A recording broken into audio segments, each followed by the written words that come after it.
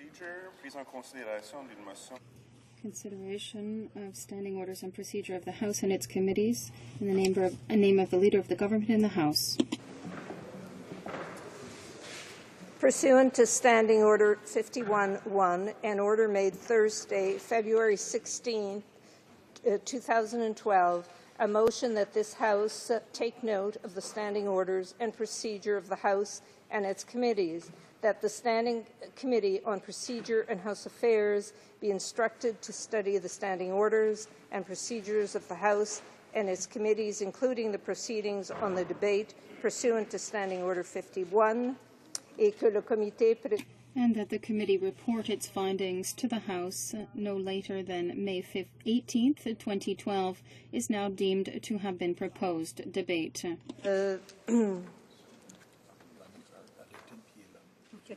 The Honourable, for debate, the Honourable Member for Lanark, Frontenac, Lennox and Addington.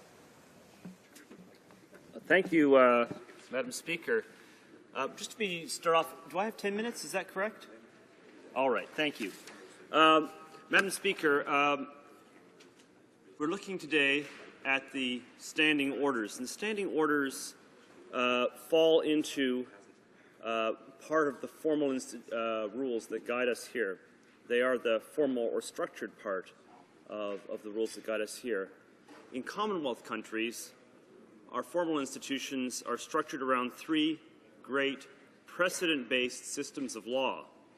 These are the common law, our constitutional conventions, that is to say, the unwritten rules that guide the unwritten institutions of our Constitution, such as the rule of cabinet government, and there are our parliamentary practices that guide us here and also in the other place, and of course in the provincial legislatures. In each of these three systems, there is an arbitrator who has the authority to make rulings as to which precedents ought to apply in the event that there's a dispute as to what the rules might actually be. So in the case of the common law, that would be the courts, which is to say judges who are selected based upon their wisdom and experience, and also juries selected randomly or by lottery as a way of trying to create the best possible cross-section one can have of a community of reasonable persons, of reasonably minded persons. In the case of constitutional conventions, the arbitrator or adjudicator is the Queen, or in her absence, because we are, after all, across the ocean, the Governor-General or the Lieutenant Governor, as the case may be, with final say as to what the conventions might be being decided by the voters themselves at the next election, should there be any great question as to whether or not a government has acted constitutionally in the sense of the unwritten Constitution. In the case of Parliament, that adjudicator is the Speaker. Now, in each of these three systems, there are a series of key decisions or key rulings which focus on previous precedents and draw them together. In the case of the courts, we refer to these as leading decisions or leading rulings that attempt to summarize the precedents and to detect in those precedents patterns that have a morally binding authority and that reflect the great weight of where the institution as a whole would like to see itself go. We refer to these, as I say, as leading or landmark cases. In the case of the House of Commons, these would be key decisions of the various speakers. Certain decisions are cited more frequently, are seen as more effectively gelling those that came before them than other decisions would be. I have to confess that in the case of our constitutional conventions, it's less easy to pick out these leading or key cases. In each case, our common institutional history with the rest of the Commonwealth, and also, of course, with the provinces, allow the precedents of other jurisdictions to be persuasive, although not necessarily actually binding. So that's true with the common law. Our courts will refer to cases decided elsewhere. That's certainly true with our constitutional conventions. We think it entirely appropriate. We thought it entirely appropriate a couple of years ago when we were dealing with the question of prorogation to look to other jurisdictions within the Commonwealth to find out how they had dealt with prorogation. and it is true when we're dealing as well with the House of Commons. We look to precedents from other chambers. We also look to writers to summarize these precedents for us, and these in the law, these would have been known in medieval times as glossators, people who gathered together glossaries of the great precedents. So in the law, in the common law, you would have had great names in the past, such as Glanville, Bracton, and the 18th century Sir William Blackstone, and modern commentators who've written volumes that continue to be used and are referred to under the name of their authors, such as Craze, Maxwell, Benyon. In the case of our constitutional conventions, the great writers are people like Albert Van Dicey for the 19th century, Walter Bagehot, or if we're looking at the United States, people like de Tocqueville and Lord Bryce. In the case of our parliamentary institutions, we look to texts that have been compiled by Erskine May, looking at the British Parliament and their practices. In Canada, the leading text would be a volume that was known after its two authors as Marleau and Montpetit, and now is referred to as O'Brien and Bosque after the most recent editors of that volume. All of these gather together in each of these three great systems of rules. They draw together the rules as they exist based upon the precedents. But in each of these three great systems, it is possible to encode or formalize the rules rather than turning simply to precedent. In the case of our laws, acts of Parliament can encode what formerly had been dealt with by means of common law. In the case of the unwritten Constitution, it is possible to formalize the unwritten conventions and turn them into written constitutional rules. We have not done that for many rules in Canada, but we have done it for some that in Britain are still dealt with on an entirely unwritten basis. We have gone a great deal less far, of course, than the Americans have done, or then to perhaps pick an example that is a little closer to home, than the Irish did when they converted from being a monarchy and a member of the Commonwealth to being a republic. So this can be done. When you're dealing, and you can also, in the case of constitutions, you can do formal amendments, as I say. In the case of the House here, we can change our standing orders and adopt standing orders. When we do so, we are codifying that which was dealt with by precedent in the past. And in so doing, we tend to do one of two things. And this is perhaps where I return now directly to the standing orders themselves. It seems to me that we want to, in the case of each of those practices and precedents that has existed, we want to either conclude that the practice, the precedent, is one which is sufficiently crystallized that it is time now to enact a formal rule so as to capture our best practices, which we will then have to apply when we find that we ourselves are not at our best. And anybody who's been around here for a few years knows that we are not always at our best. We are not always as solicitous of the opinions of the minority point of view. We are not always as open to full discussion. We are not always as decorous as we could be. These rules can be entrenched so as to freeze in the best practices which have crystallized. Secondly, we can look at practices that perhaps don't reflect the direction we ought to be going. They reflect a natural progression, but not the progression that is optimal.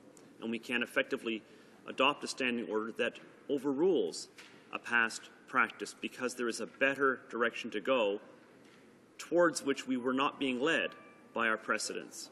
This is a phenomenon that in the common law was dealt with in the 19th century in Britain, where legislators came to the conclusion, and legal theorists, that the common law in some cases had simply led to what they regarded as being, from the point of view of public utility, to being a dead end, somewhere that was simply no further advancement could occur in the direction that was that which was in the best interests of society. That can apply here as well. The third possibility is there are many areas where it is best not to adopt a formal rule that locks us in at this time. It is better to allow the precedents to continue to develop, to improve, and to permit us to collectively exercise our wisdom through the kinds of interventions that all members make when they are advising the chair as to how the Speaker ought to rule. And that gradual accumulation will continue to cause the rules of the House to improve. Just as a concluding remark, Madam Speaker, I just want to observe that we sometimes tend to wax nostalgic in this place about the great days of our parliamentary past, now lost. And I want to suggest to you that that's a myth. We think back to the great days of MacDonald debating Edward Blake, or of Churchill versus Lady Astor, or Gladstone versus Disraeli. The truth is that these were often times as ill-tempered as the present, sometimes more so. And the long-term trend, as our standing rules grow, as that body of precedent on which they are based grows, is that actually we are producing a set of rules that govern us in a better way than Gladstone and Disraeli or any of the others that I've mentioned were governed by their rules. The truth is that we are moving forward. This is a positive exercise, and the rules that we leave to our successors will, I think, be better than those that were left to us. Thank you. Questions and comments? The Honourable Member for Hamilton Mountain. Thank you very much, Madam Speaker, and I listened carefully to the comments made by my colleague, and we sit on the Procedure and House Affairs Committee together, so I know he cares passionately about the standing orders. I'm hoping that many of the standing orders are going... We all do, of course we do. These issues will be... I'm sorry, Madam Speaker. It's not often you get the opportunity to share a laugh across the aisle here. I wonder if the member could just tell me a little bit about how he feels about the standing orders related to time allocation in particular, and committee's proceedings in camera, which I think are two of the issues that are of most concern to members on this side of the House. Thank you. Honourable Member for Lanark, Frontenac, Lennox and Addington. Just with regard to the in-camera rules, I suppose the obvious thing to mention about this is that our rules about going in camera and coming out from in camera to public sessions are based upon the rules that were developed for this chamber, and they're rules that have fallen into disuse in this chamber. In theory, at any point a member can ask that all strangers be cleared from the galleries, and this would have the effect, in theory, of causing this chamber to go in camera. That hasn't been done for a very, very long time here or in any of the provincial legislatures. It's really something that is now an artifact of the past. But our rules in committee are derived from that. So the process by which you deal with this is simply that one member says in the committee, we should go in camera. I move we go in camera. There's a vote. There's no debate. There's a vote, and you go in camera. Same thing about coming out of camera. The trouble is that this can lead to proceedings then taking place where we are all bound by the requirement not to reveal what happened at that in-camera meeting. And there can be, of course, things done in camera which, if done in public, would not find favor with the public. You don't want, I think, to create a situation in which that can happen too easily. I could give specific examples of this, but I think that we can all get the idea that some kind of change might be appropriate. I have to admit, I have thought about this, and I can't figure out what that change ought to be. I'd like to look at what others have done to see if there are good practices out there. Questions and comments. The Honourable Member for Westmount Ville-Marie. Madam Speaker, in listening to my colleague from across the aisle, it is clear that he is quite passionate about the subject of standing orders, which I think puts him in an exclusive club here in the House of Commons. I know from working with him in a committee that he's very knowledgeable about these things, and clearly he gave us a good historical review of it. I was hoping, however, that he would be perhaps a little more specific about what his party might intend to be doing in the next little while in terms of suggesting changes to standing orders. And I was wondering, like my colleague from the NDP, whether he could shine a little more light on what the Conservative Party feels might be worth looking at in terms of changes to the current standing orders. The Honourable Member for Lanark, Frontenac, Lennox and Addington. Thank you. I know all the parties have been working within their own caucuses to try and develop some suggestions, some ideas. I wonder if I could mention one thing that I actually think is quite important that I have to admit my party has not been thinking of in our discussions, but which I had been hoping to add to the discussions. And I think this is as good a place as any to throw it out. The parliamentary privilege, the definition of parliamentary privilege, is one that has been dealt with almost entirely conventionally, that is to say by means of precedents as opposed to any kind of change to the standing orders. And I noticed that a change occurred between Marleau and Montpetit and O'Brien and Bosque. That is to say, if you go back and consult Marleau and Montpetit and what they say about parliamentary privilege, they list off 3 effective privileges. I remember indeed raising an issue of privilege with the Speaker some years ago, and he referred to the 3 underlying privileges. O'Brien and Bosque consider there to be 4 such privileges, and I think just reviewing those and coming to a clear agreement among ourselves as to whether we are working on the basis of 3 or 4 would be profitable. So that's one thing that I personally would like to see discussed very much, Madam Speaker. Thank you. Resuming debate, the honourable member for Hamilton Mountain. Thank you very much, Madam Speaker. I'm pleased to participate in the special debate that's provided for in the rules of this House to address our concerns with respect to the procedures and standing orders that govern our business here in the House of Commons.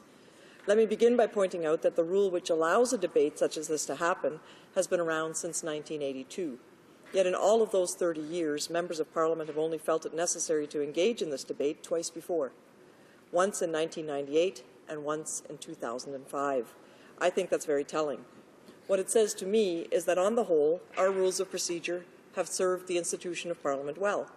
When applied as intended, they have preserved the important balance of giving the government the authority, funds and resources necessary to govern the country, while at the same time ensuring that the opposition parties can fulfill their roles as watchdog and proponents of alternatives to the government of the day.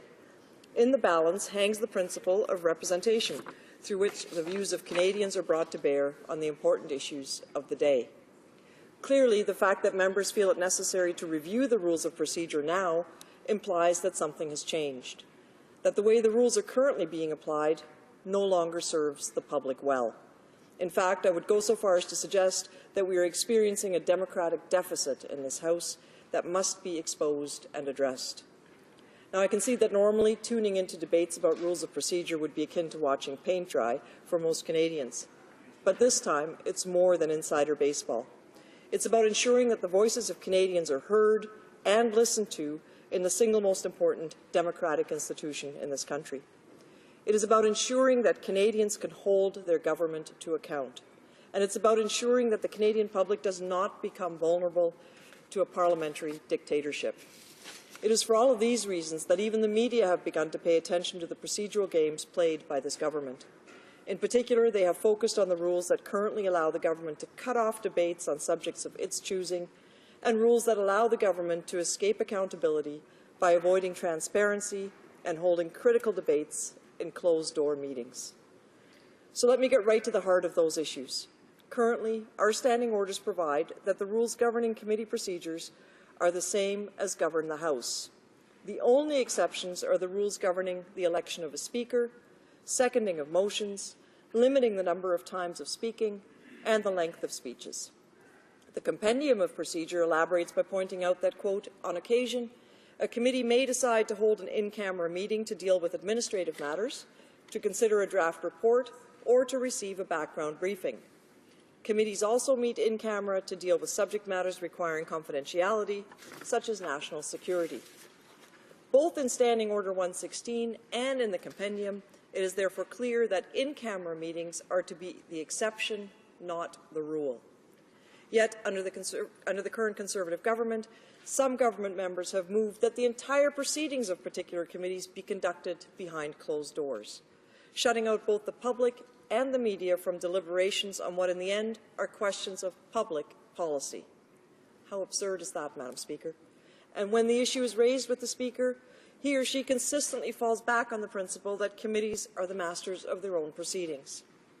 While technically correct, we must give the Speaker the tools to uphold the independence of committees while insisting that they cannot subvert the democratic principles of transparency and accountability that underpin the Westminster model of Parliament. To do otherwise is to turn the Speaker into a parliamentary eunuch at best, or more likely a government patsy, particularly during majority governments. In either case, the Speaker will be hamstrung in fulfilling his or her role as the principal officer of the House of Commons, the guardian of its privileges, and the protector of the rights of all members. Clearly, that must change. We should be examining how to allow the Speaker to be able to overturn anti-democratic behaviour at committee while respecting the principle of committee autonomy. Similarly, the Speaker must be able to play a more active role in maintaining the balance between the right of the government to pass its legislative agenda and the right of the opposition to examine and debate proposals in the House of Commons. Among the most undemocratic measures contained in the current standing orders is Standing Order 56-1. If the government has been denied unanimous consent for a routine motion, this standing order gives the government the right to put the same question again during routine proceedings without debate or amendment, and deems the motion to have carried unless 25 members stand in their places to oppose it. While I'm sure that wording seemed benign to its original drafters, there appear to be very few procedural limits on what constitute a routine motion. As a result, governments now regularly use this standing order to curtail debate on bills and to accelerate the legislative process. Clearly, that was not the intent of the rule.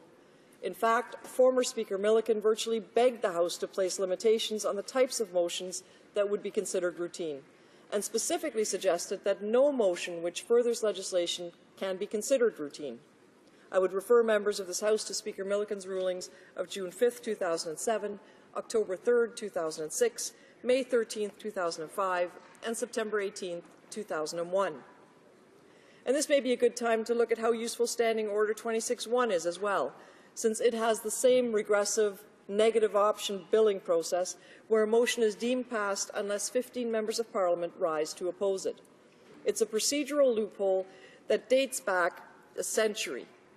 The government should not be able to use that anachronism to force a vote in this House. And it's not like the government needs any additional mechanisms to accelerate the parliamentary process. On the contrary, my NDP colleagues and I strongly believe that even the existing powers to time-allocate debate must be reviewed and curtailed. It goes without saying that the time spent on a bill is a major source of conflict between governing and opposition parties. After all, time is the currency of parliamentary proceedings. In 1987, Speaker Fraser was clear. It is essential to our democratic system that controversial issues should be debated at reasonable length so that every reasonable opportunity shall be available to hear the arguments pro and con, and that reasonable delaying tactics should be permissible to enable opponents of a measure to enlist public support for their point of view. Although he put it slightly differently, the Prime Minister said the same thing on election night last year. Quote, "For our part, we are intensely aware that we are and we must be the government of all Canadians, including those who did not vote for us."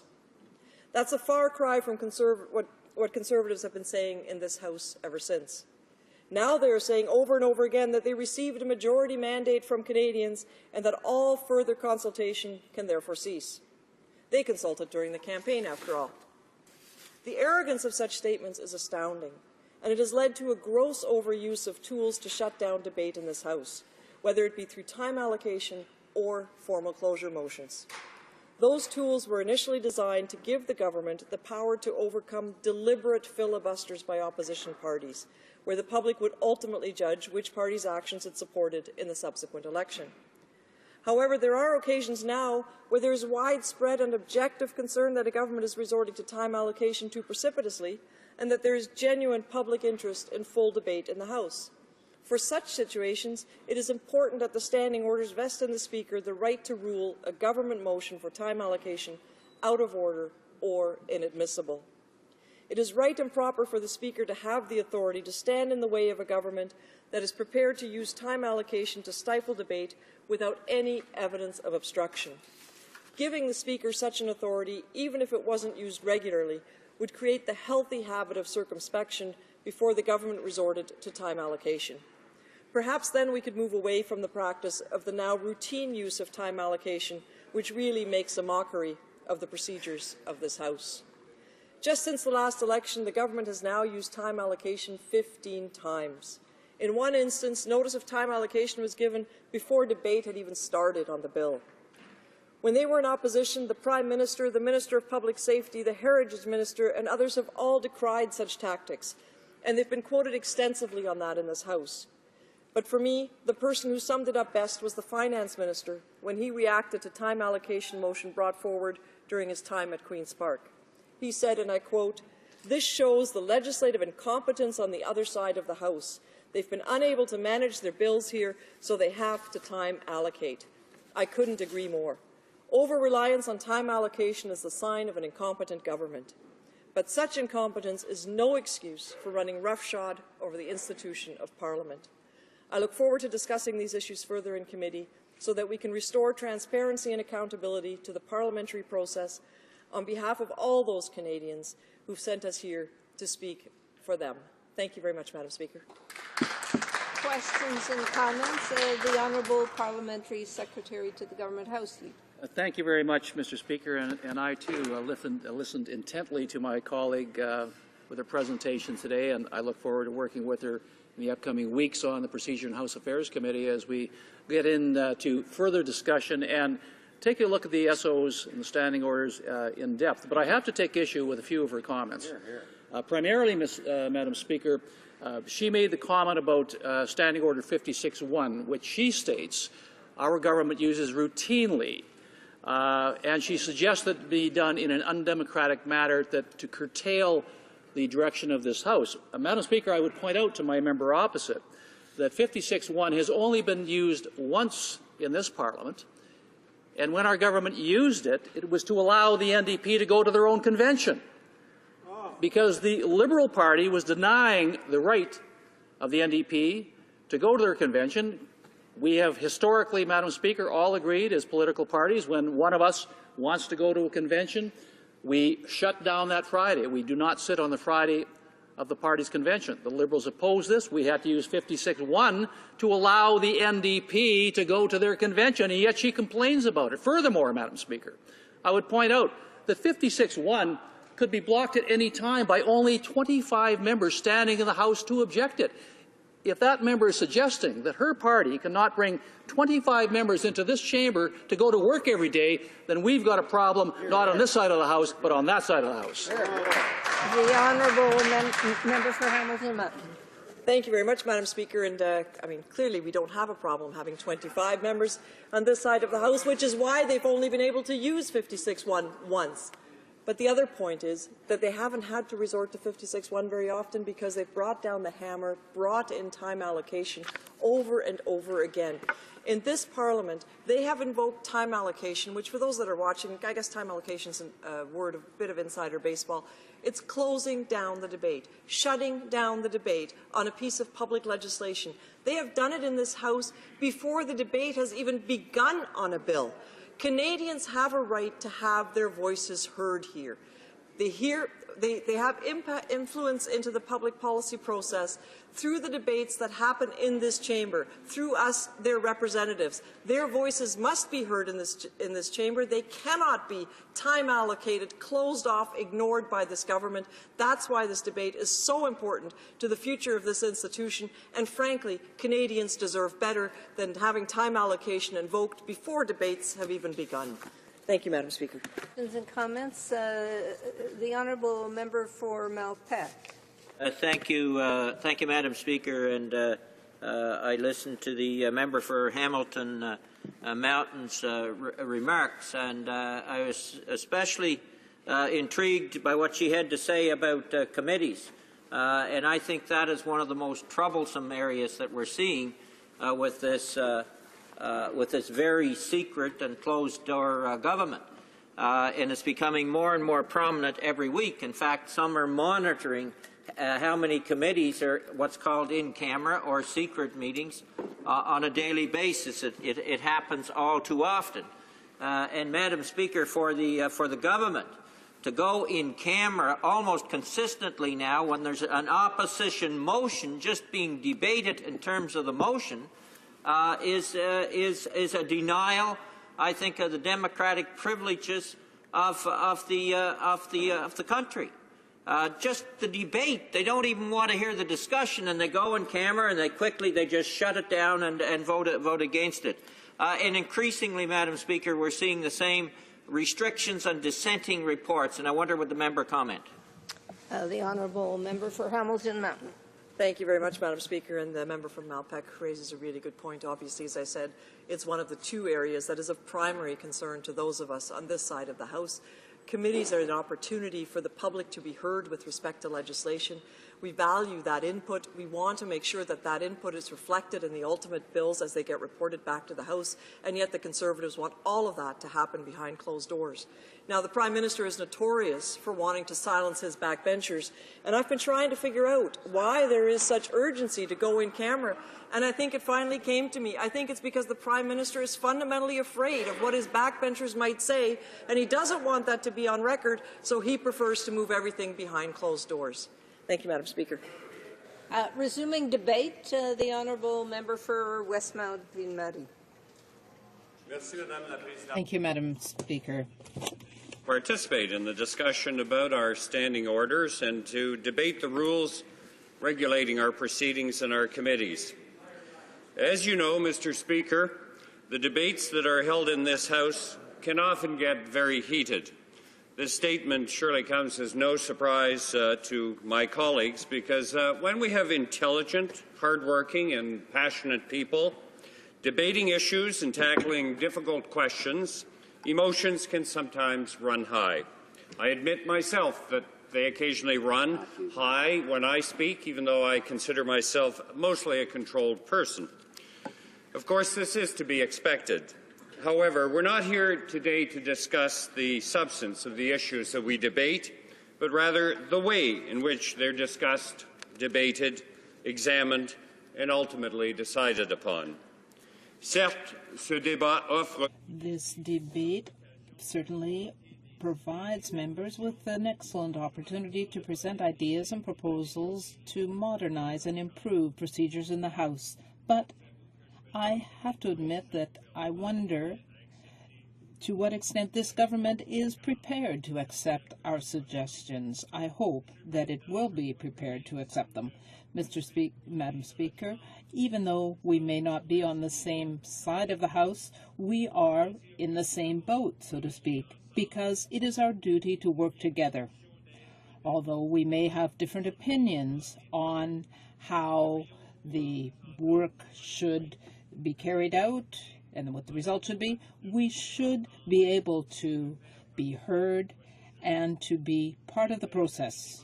I hope that this debate will bring out constructive ideas that will enable members to do their work the best possible. Mr. Speaker, because I feel as though the reasons for this debate are twofold. One would be to streamline or improve the rules, so to speak, and the other would be to give due respect to the spirit of the rules. Several areas need to be considered and come to mind, from the broadest subjects, such as the operations of standing committees and the conduct of question period, right down to the weekly, dare I say it, colourful Thursday statement. I ask myself sometimes, as I'm sure many Canadians do, why this place often seems to grind to a complete halt. Is it because of the rules, or is it brought about by an abuse of the rules? I don't mean to sound cynical, Madam Speaker, but the hyper-partisan nature of this place in recent years makes me wonder sometimes what really needs to be changed. In today's debate, Madam Speaker, you'll hear a lot of talk about committee proceedings, specifically in-camera meetings. And why is that? Because the Conservative Party has begun to stifle any kind of debate in committee by using their majority to shut down every proposal put forward by the opposition. I find it very regrettable that the Conservatives have decided to go this route because it undermines our democratic institution as a whole. We in the Liberal Party have taken it upon ourselves to propose some possible wording that describes a specific list of exceptional circumstances when in-camera meetings are appropriate, thus enabling committees to maximize public access to their activities rather than excluding citizens and the media unnecessarily. If I may permit me to describe what we proposed earlier this week. We believe that, as a principle, all meetings of standing, special, or legislative committees should be held in public and after public notice, with only a few very specific exceptions. For example, with the following situations where we're discussing specific things such as wages, salaries, and other employee benefits, discussing contract negotiations, labor relations, and other personnel matters, information that can't be disclosed publicly without demonstrably putting national security at risk, an item of business that can't be discussed in public without disclosing information supplied in confidence, such as legal advice supplied in confidence, and or consideration of any draft report of the committee. We hope that this will be viewed as a constructive start, because we think that we do need to maximize the openness of our committees, and we're putting forward the first specific suggestions on this subject. That I have to stand here today to make suggestions on how to advocate for greater democracy is somewhat ironic. Here is the same party that cried, I'm talking about the Conservatives, that cried foul every time allocation was used when they were in opposition, while now setting new records as soon as they got enough seats to steamroll their legislative agenda through the House. If I can remind you, the last time we in the Liberal Party had a majority, from 2000 to 2004, we're talking about 4 years. In over 150 bills, there were 10 calls for time allocation. This government has been in power about 8 or 9 months and has already passed that limit with 16 calls for time allocation on about 20 bills. The same party, Mr. Speaker, that wasted so much time in this House, for example, during the Niska debate, that we actually had to tighten up the rules on what was acceptable in terms of proposing amendments. The same party, Mr. Speaker, or should I say the only party to be found in contempt of the House of Commons in the history of Canada. Monsieur le Président, je pourrais assurément parler. Madam Speaker, I could go on and on about the symptomatic problems in this House. If you ask me what other changes I would like to see, and in my opinion, what changes Canadians would like to see, I would call for a review of question period. The problem concerning question period is not one-dimensional, but rather complex when we look at it in its whole. There is a question of procedure, such as the turns and the length of questions and answers. There is also the matter of decorum, whether it be heckling or shouts that often eat into the time allotted to a member, or parliamentary language, which in many cases turns into debate.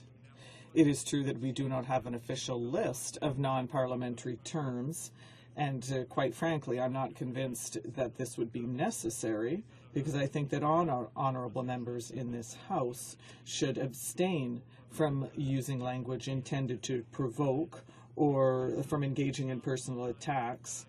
And we think of recent examples, such as the appalling comparisons to Hitler, pedophiles, and terrorists. Quite eloquently in this place last week on a point of order regarding this matter. As he outlined in his speech, first, Speaker Fraser ruled on December 11, 1991, that offensive remarks can linger and have a suffocating effect on the fair exchange of ideas and points of view. Anything said in this place receives wide and instant dissemination and leaves a lasting impression. Offending words may be withdrawn, denied, explained away, or apologized for, but the impression created is not always as easily erased. So when an incident such as this does take place, Mr. Speaker, it is a source of embarrassment, as it denigrates the dignity of us all as members of Parliament and of the House as a whole. But I digress, Mr. Speaker. Let me get back to the point concerning question period. Something else which I know is not in your purview or a matter for standing orders, but we could also talk about the substance of the answers in question period. As I just stated, I know that the substance of a minister's answer is not something that you can rule on, Madam Speaker. You can't make a minister answer a question. However, there is something I would like to see, and that is ministerial accountability. To be more specific, when a minister is asked a question, I'd like to see that responsible minister answer the question. Also, the idea of having Wednesday's question period directed uniquely at the Prime Minister, as is the practice in the UK, is an interesting proposal as well, which, in my opinion, merits further consideration. Madam Speaker, in preparing for my intervention today, I looked at the past two instances where we've had a debate such as this in the House. I'd like to conclude by quoting the Honourable Jay Hill, a former colleague who knew the dynamics of this place and held the positions of both Whip and House Leader during his tenure. In his speech on April 11, 2005, he said, and I quote, "I would argue that the concentration of power in the office of the Prime Minister, which is at the root of much of our democratic deficit, has grown, not lessened, under the Prime Minister's watch. The multitudes of government powers that ultimately rest with the Prime Minister are staggering." I'm afraid he was right. However, in the past 6 years, I could not agree with him more that things have not changed.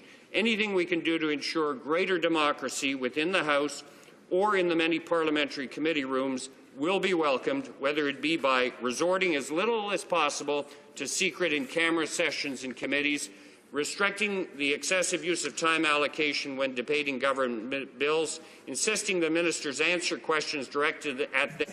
Order, please. Order, please. Order. Order, please. The honourable member may add some more comments in response to questions and comments.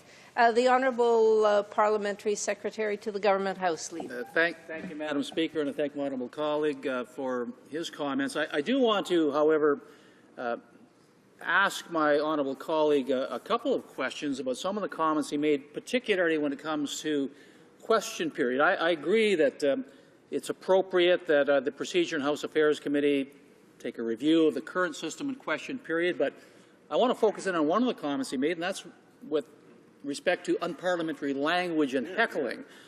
2 points I would make. Number one, a member of his own party just very recently used extremely unparliamentary language when he called the Minister of the Crown a piece of excrement.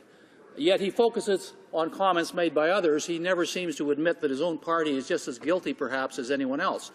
But, Madam Speaker, with respect to heckling, that's what I found most troubling, because the very member who was complaining about heckling was quoted in the Hill Times not too many months ago, stating, after Jack Layton had stated, that we would like to bring more civility and decorum to the House. The member who just made these comments went on record saying, we will not abide by that.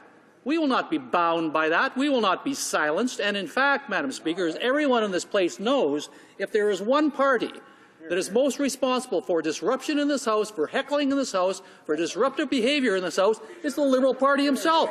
Madam Speaker, this is the height of hypocrisy. Honourable member for Westmount Green. Thank you, Madam Speaker. I thank my colleague for his comments, and I admit that I'm mortal and I occasionally will say certain things, but I would also like to say that the Liberal Party is alive and well, and we do not intend to stay silent when we hear some of the absolutely despicable nonsense that comes from across the way.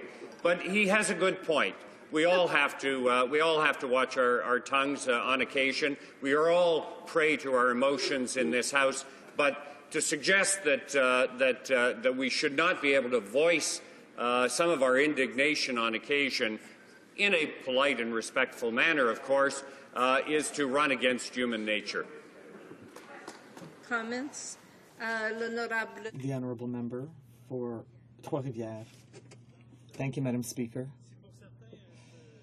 Now, for some people, the debate this morning may seem technical, and yet I find it, I believe that it is crucial, and I'm going to try not to be partisan here, but I think that we all have something to win or something to lose if we don't make the right choices with regard to procedure. I believe that the citizens who have been speaking to us for months, asking us to do politics differently, did not expect what they have seen over the past few months. So I listened to my colleague's speech, and what I would like to know is, now if we don't correct the positions we're taking now, won't it create more cynicism about political circles and hamper participation in this system? The honourable member for Westmount Ville-Marie. I would like to thank my colleague for his question, and he's absolutely right. There is already a great deal of cynicism in this country with regard to the behaviour of parliamentarians in this House. So we do have the obligation to improve our behaviour. Now, we can do this in two ways. We can play with the rules, and that is the discussion we're having today. Now, we're free to tinker with these rules and improve them in order to help us become more respectful towards each other.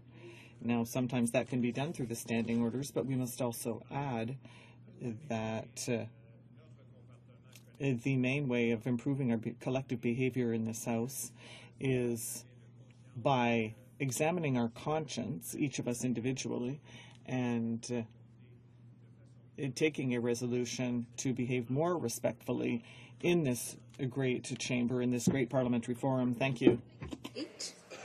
The Honourable Parliamentary Secretary to the Leader of the Government. Thank you very much, Madam Speaker. I thank all my colleagues for their attendance here today. I was quite surprised, frankly, when I saw as many people in this place as there are, because I think my honourable colleague, the Chief Opposition Whip, stated that some people may look at the standing orders as akin to watching paint dry.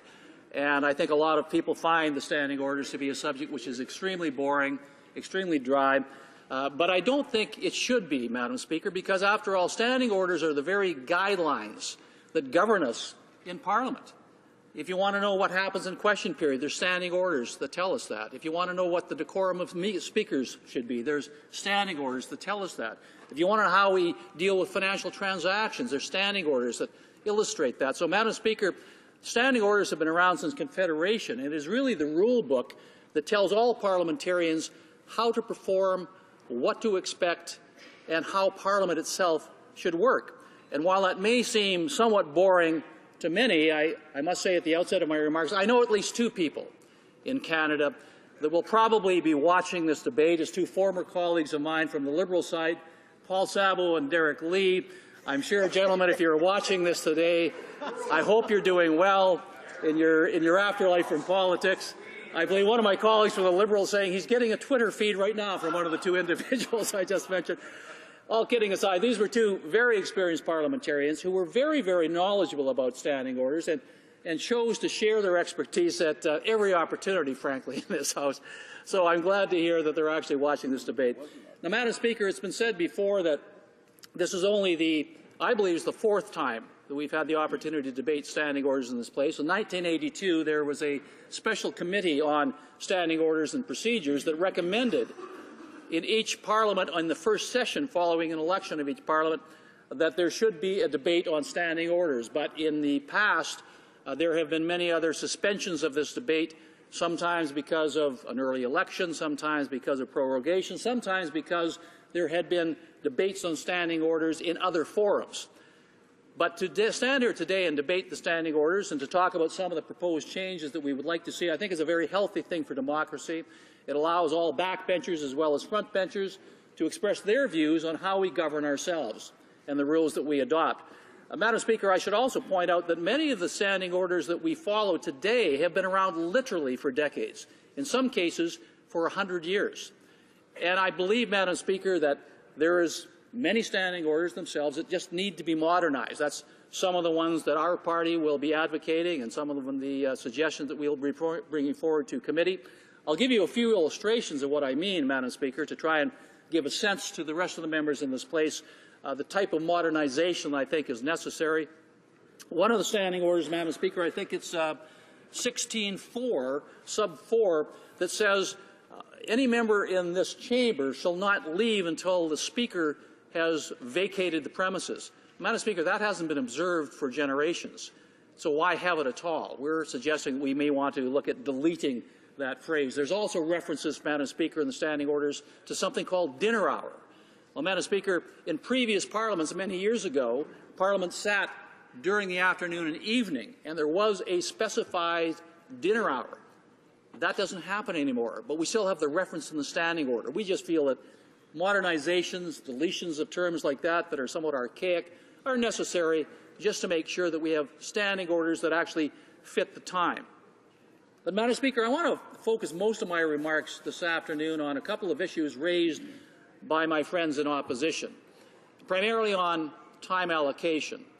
And I think a lot of members in this place, Madam Speaker, and a lot of members of the general public confuse the term time allocation with closure, because they are completely different elements of the democratic process that we follow in Parliament. But with respect to time allocation, what I seem to be hearing from members opposite is that our government has used time allocation indiscriminately, and we've used it to try and advance our own agenda without consideration to debate or to members' comments opposite. In fact, nothing could be farther from the truth. Hear, hear. Madam Speaker, my colleague and my friend, the Chief Opposition Whip, said that time allocation should only be used in cases where the opposition tends to filibuster a bill. Madam Speaker, that's exactly what's been happening. We've seen time and time again with pieces of legislation that our government has introduced, the opposition quite clearly and quite openly demonstrate to this Parliament and to Canadians they have no interest in simply debating the bill.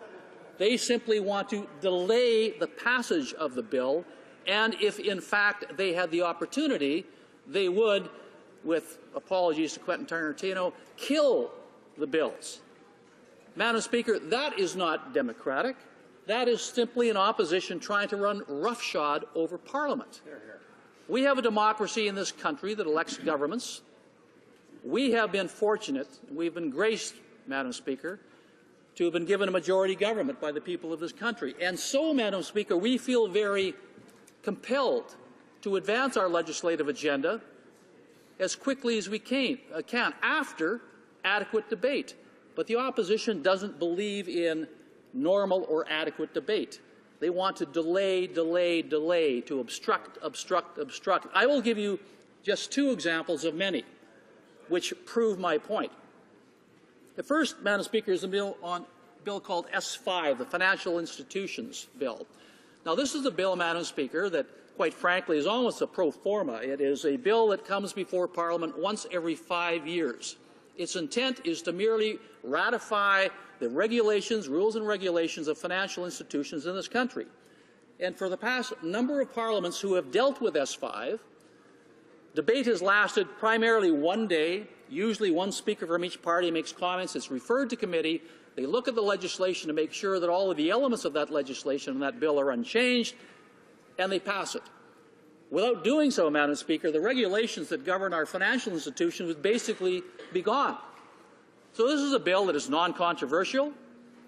It's a bill that should be passed quickly, but when we asked our friends in the opposition, primarily the official opposition, the NDP, they demonstrated absolutely no willingness to accommodate the quick passage out of this place into committee so that we could ensure our financial institutions that they would have the ability to perform as they always do. Madam Speaker, that's obstruction. Interrupt the honourable parliamentary House Leader, but he will have 3 minutes to complete his comments after government orders after question period and followed by the 5-minute question. We'll proceed now to statements by members. The honourable member for Kitchener-Conestoga. Madam Speaker, I rise to thank this House for their strong support of Bill C-300, an act respecting a federal framework for suicide prevention. Good bill. C-300 enjoyed the unanimous support of my own Conservative Party, the NDP official opposition, the Liberal Party, and the honourable members for Saanich, Gulf Islands, and Edmonton East. Through you, Madam Speaker, I thank them, each and every one of them. 1 week ago, the House debated this bill. In that short week, there have been likely 350 hospitalizations due to suicidal behaviours, 1,500 visits to emergency rooms, 7,000 attempts at suicide, and 70 of those, unfortunately, likely ended in death. Before the vote, Tana Nash of the Waterloo Region Suicide Prevention Council expressed her hope that Parliament would continue this vital conversation. On behalf of Tana and the many others working on the front line to save lives, I extend my heartfelt thanks to this House for supporting C-300. Bravo. Thank you, Madam Speaker.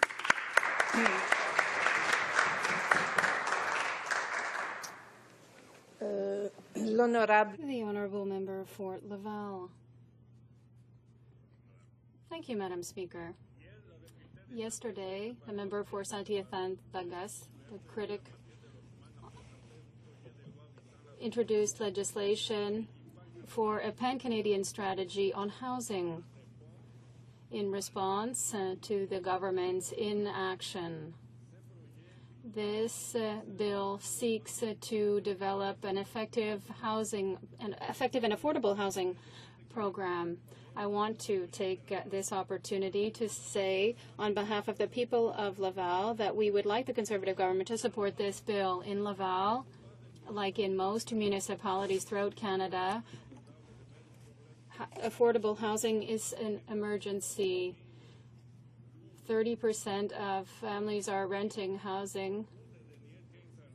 Over the last 15 years, construction has only represented 10%. Once again, the absence of a strategy and long-term vision by the Conservative government is being felt. Families in Laval are paying the price. Thank you, Madam Speaker. Member for Etobicoke Lakeshore. Madam Speaker, I rise in the House today to salute families in my riding of Etobicoke Lakeshore. People across our community recognize that the family is the foundation of our society.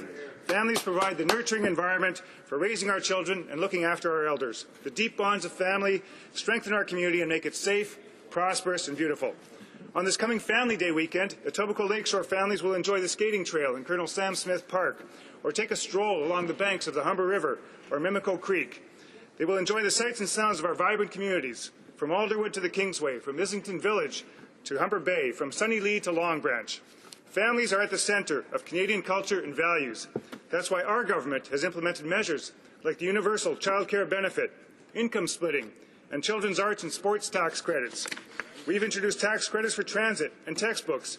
Measures like this help to strengthen families across this great country. We're here for Canada, and we're here for Canadian families. The Honourable Member for Bourassa. Thank you, Madam Speaker. Madam Speaker, last night, Montreal lost one of its greats. Gary the Kid Carter passed away. My first thoughts are for his wife, Sandy, and his children. We offer our most heartfelt condolences. He was one of my idols when I was a child. In the winter, we were all Guy Lafleur, but in the summer, I was a catcher. I was Gary the Kid Carter. Gary was a well-rounded man with extremely charismatic and very generous. He gave put his whole heart and soul into his family, community, and his sport. He was a winner. He always made you feel important. He won everybody over. He was an inspiration to us all. A magnificent athlete with great values, always there when needed. A great ambassador for baseball, for sports, for Montreal. I hope that the city of Montreal will pay tribute to him. In conclusion, I want to quote the kid himself. From the bottom of my heart, and for the many wonderful years that you gave me here, you will always be a part of me, you will always be family, and you will always be number one in my heart. Thank you. Merci beaucoup. God bless you. Salut, kid. Here's to you, kid. Rest in peace.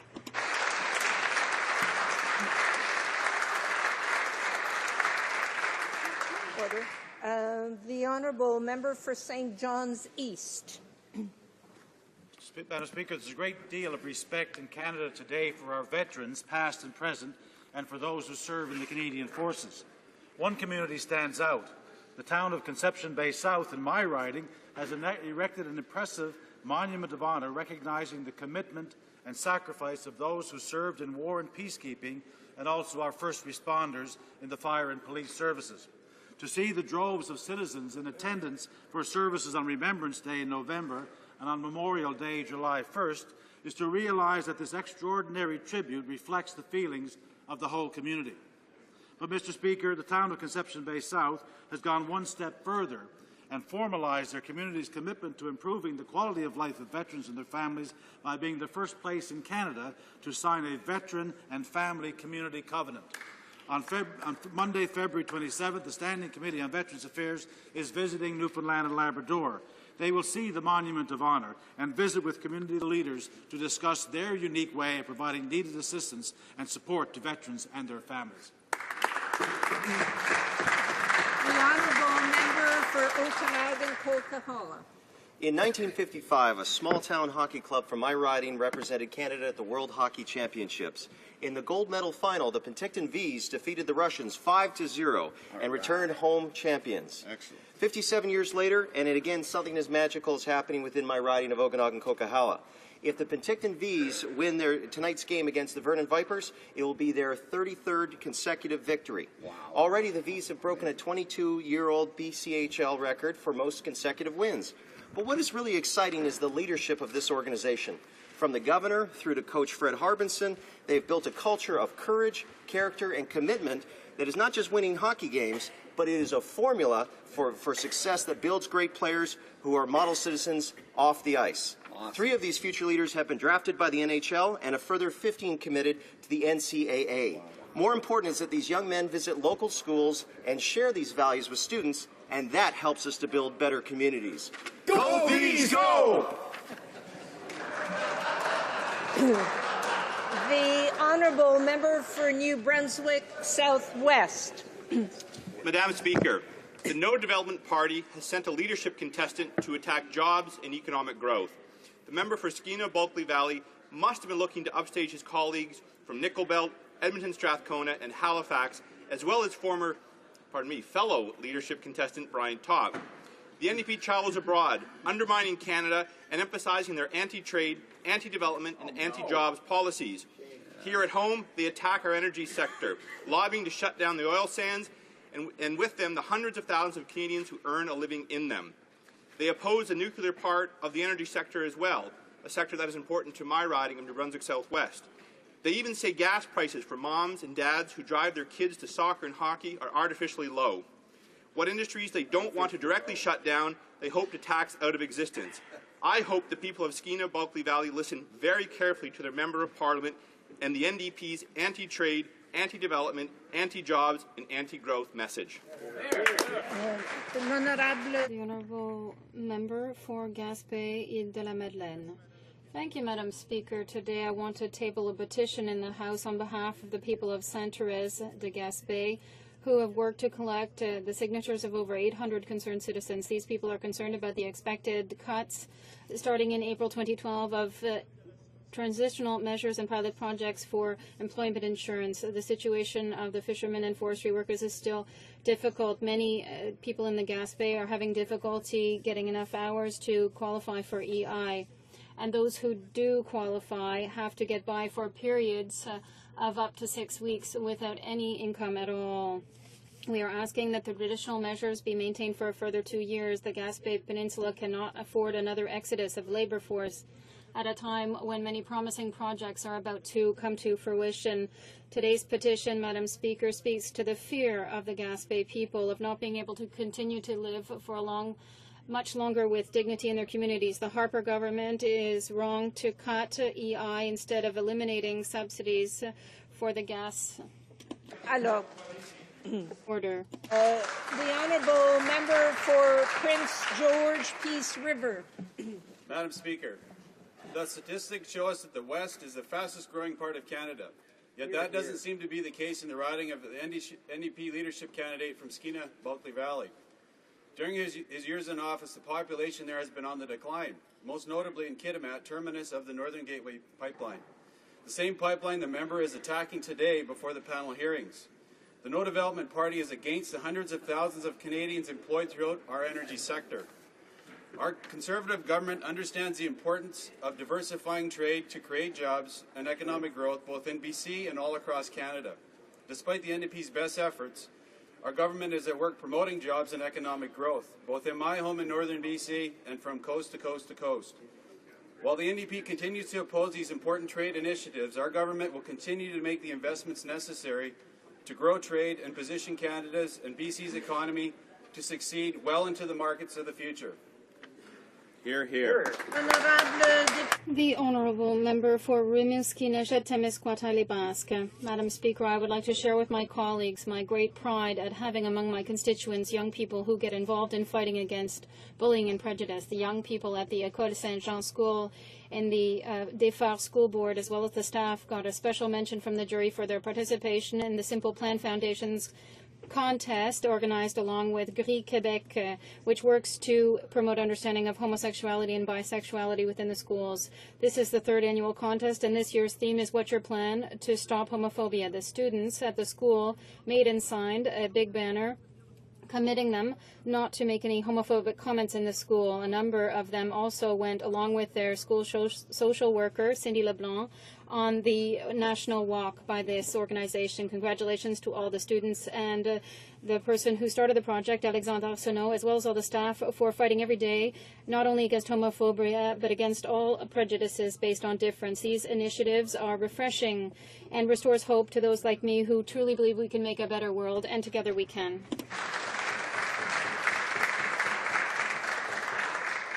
I would like to ask for little order while members deliver their statements. The Honourable Member for Don Valley East. Madam Speaker, today marks the first anniversary of the pro-democracy uprising in Libya. 1 year ago, a rumble of protest began in the streets of Benghazi that would eventually grow into a populist roar in every corner of the country. In just 1 year, the Libyan people have realized a dramatic transformation in their country, and although there is much work to be done, Libyans have begun laying the foundation to build a more inclusive, open and democratic society. The courage and sacrifice of Libyan people is helping secure for themselves a better and brighter future for all citizens as they turn a page on a brutal, repressive dictator who ruled Libya and tormented the people for more than 40 years. Elections expected in June will provide a historic opportunity to continue that work. Our government is proud to have played the lead role in the UN-sanctioned NATO mission that helped protect civilians during the liberation of Libya. Libya has a partner in Canada as the country continues to make strides to provide great opportunities for its people. Thank you, Madam Speaker. The Honourable Member for Charlottetown. Madam Speaker, today I want to honour the memory of Mrs. Florence Green. Mrs. Green died this past September. She was 110 years old and the last remaining veteran of the First World War. To say that she lived a full life would be an understatement, for she bore witness to much in life, not the least of which was the First World War, in which she served as a member of the Women's Royal Air Force. As with the end of an era, it causes one to stop and reflect.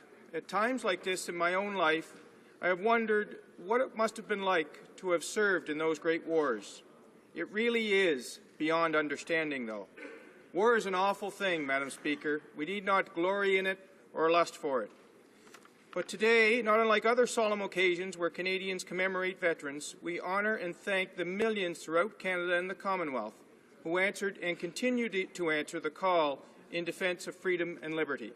Madam Speaker and members of the House of Commons, all of us here have a duty to ensure that the sacrifice of Canadians and veterans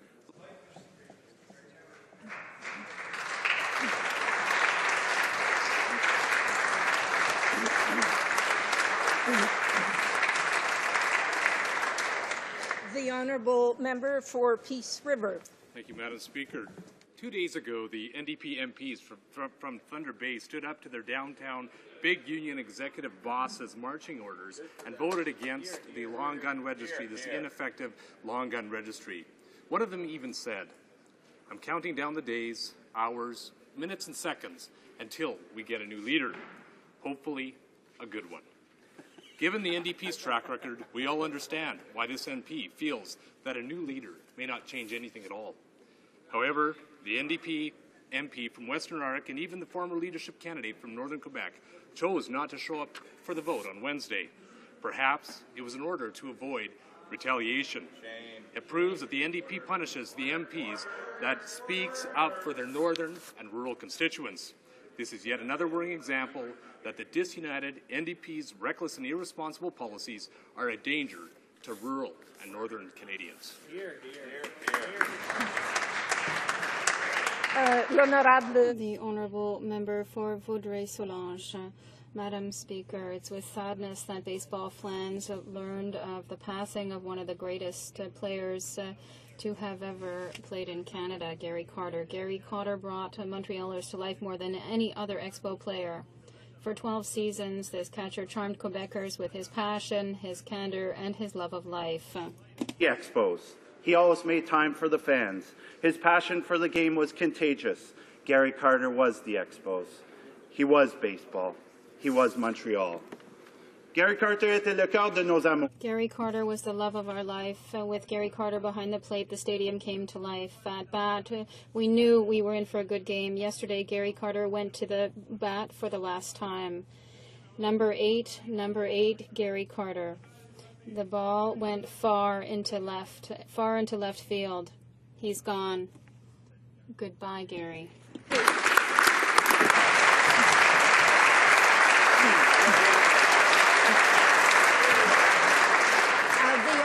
Member for Vagreville Wainwright. Madam Speaker, the NDP are at it again.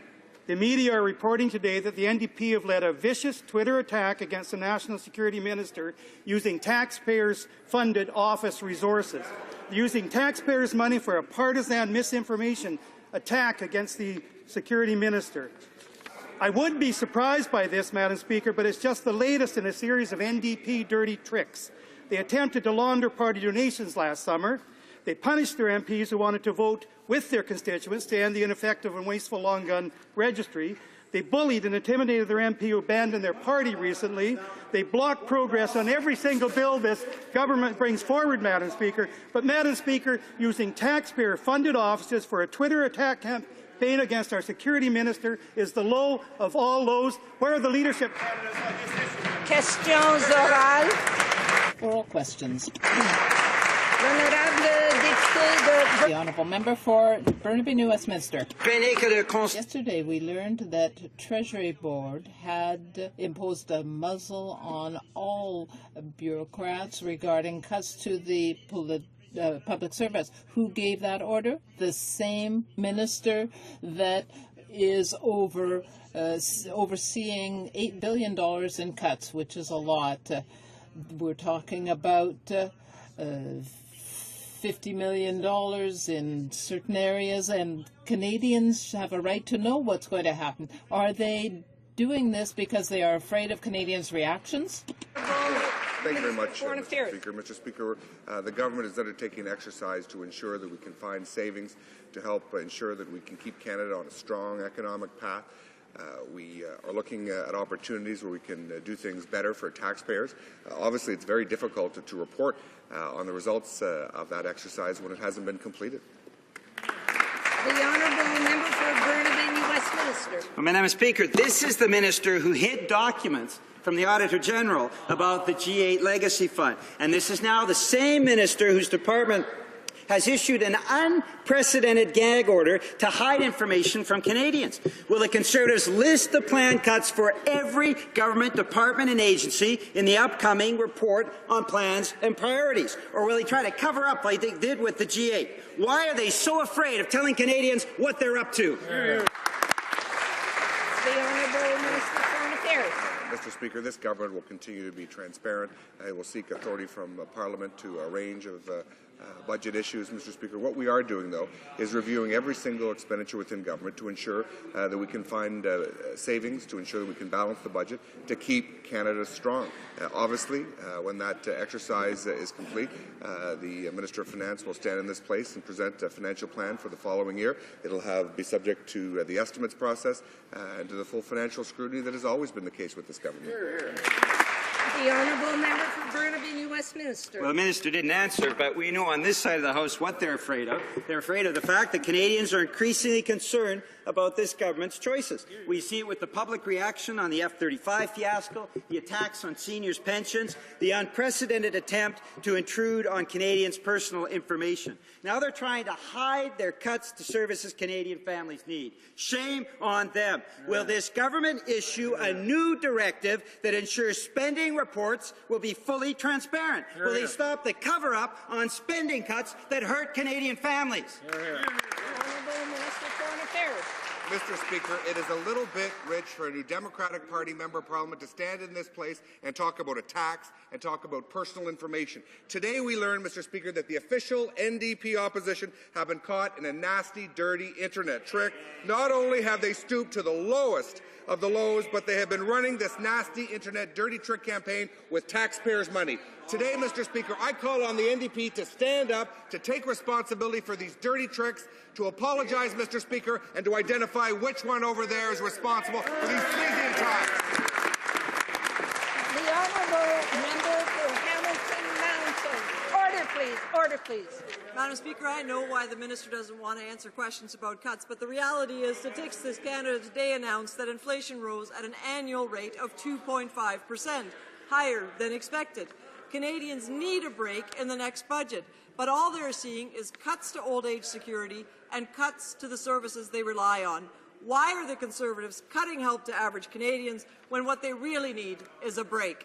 The Honourable Minister of State for Finance. Mr. Speaker, what Canadians need is a break from the incessant NDP talking down our Canadian economy, talking down the fact that since the end of the recession, Canada has a net new growth of jobs of over 610,000. Madam Speaker, that's an incredible record. That is the best job growth in the entire G7. But what does the NDP do? Talk it down every time they can, Mr. Speaker. They first vote against anything to help Canadians get back to work, then they talk it down. The member for Hamilton Mountain. Madam Speaker, we voted against their budget because it didn't get the job done. Let me be clear. Building more prisons is not going to put food on the table or help pay the bills. Here's just one example. Gas prices are up 6.8%, driving up inflation and making it even harder for families to make ends meet. When are the Conservatives going to take action on gas prices? Why won't they pass my bill, C-336, so that drivers won't be hosed at the pumps? Minister of State for Finance. Well, Madam Speaker, and I do apologize for reference to Mr. Speaker before, but Madam Speaker, to clarify the point, it did get the job done for over 610,000 Canadians. So for the NDP to say what they voted against didn't help Canadians, Madam Speaker, I find that sort of a statement incredulous, as do the 610,000 Canadians that are working today that weren't working in July of 2009. The honourable member for Winnipeg North. Thank you, Madam Speaker. The Canadian Association of Refugees Lawyers has concerns in regards to Bill C-31, as our party does too, Madam Speaker. They said, and I quote, "The designated safe country list and the minister's unilateral power to list countries dangerously politicizes the refugee system." Madam Speaker, will the minister agree to an amendment that's similar to that was contained in the bill from the last Parliament, which passed the House unanimously, that would require the minister to recommendations for countries to be listed from an advisory committee?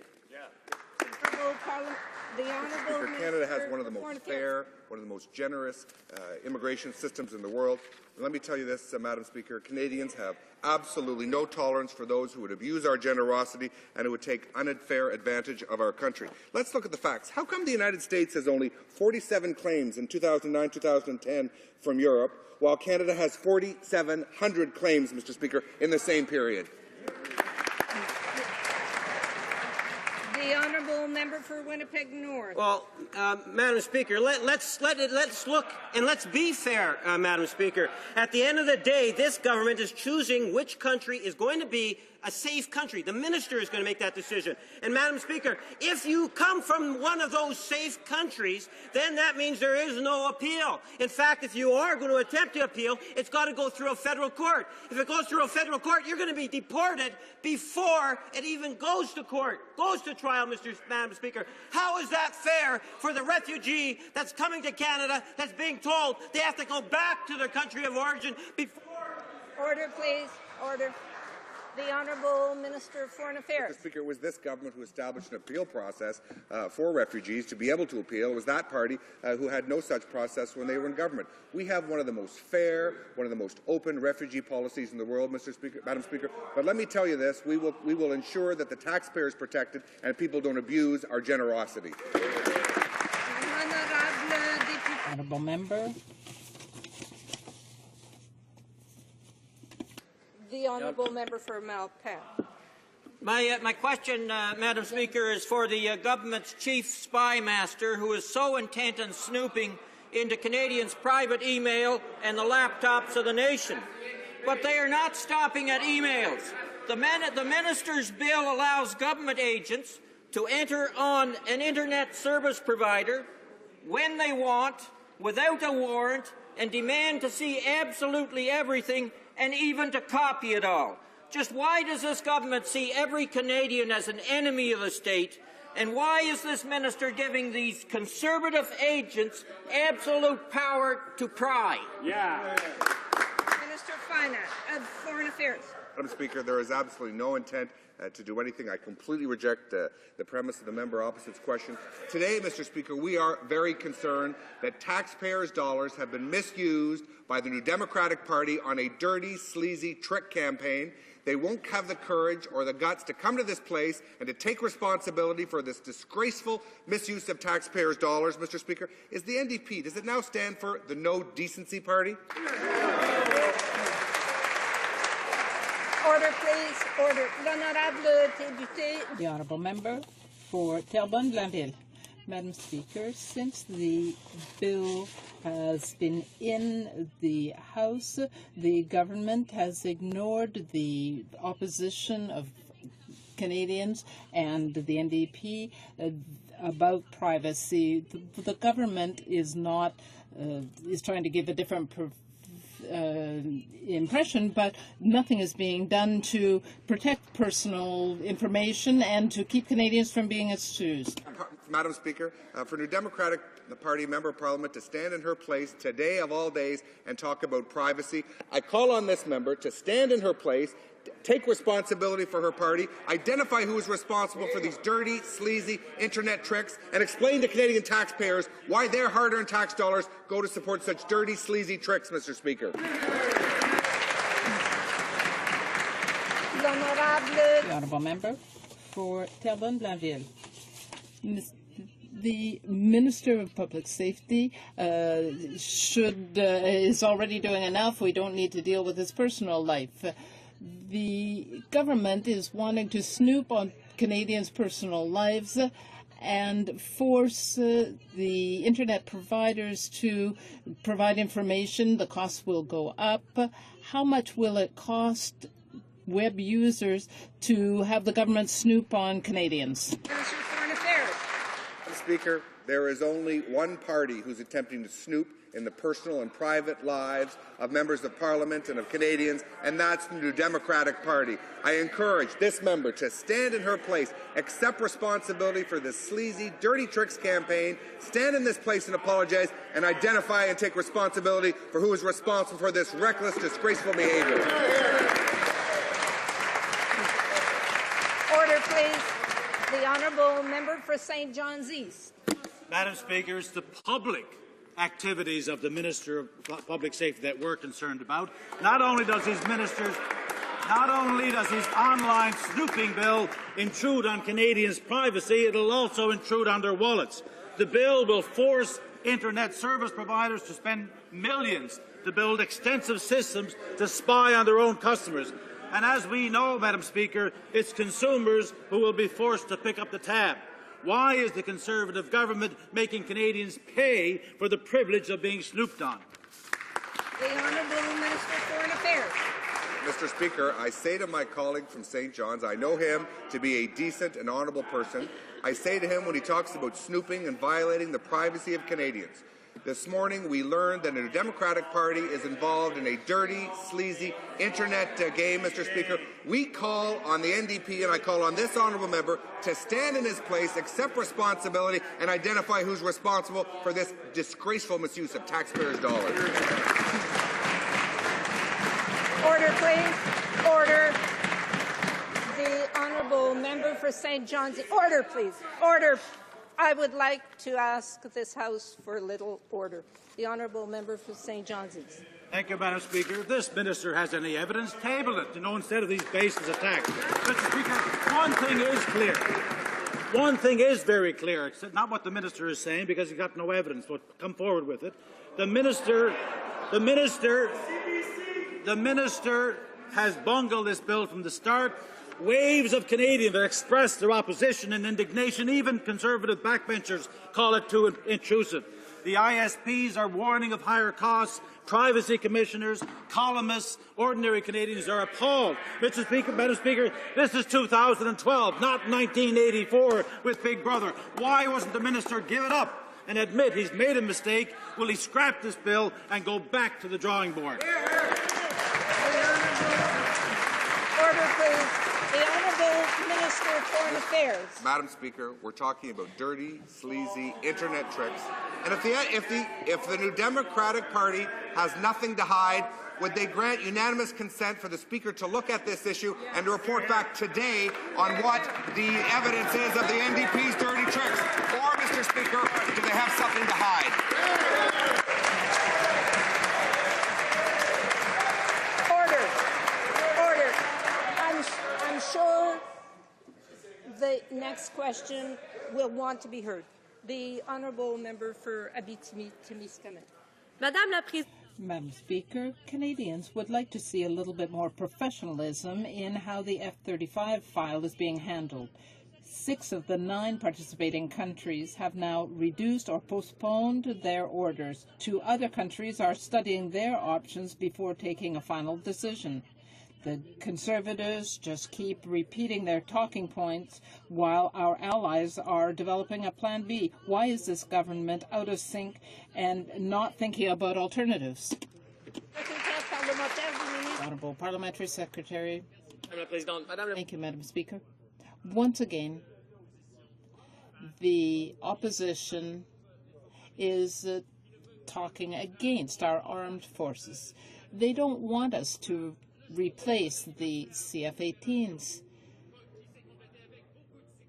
Just after a very successful mission in Libya, the CF-18s have been very useful for all these years, 35 years, but they are reaching the end of their useful life. We're working with our allies to come up with a good alternative and a good price. Madam Speaker, the government should stop hiding behind its rhetoric and really answer the questions.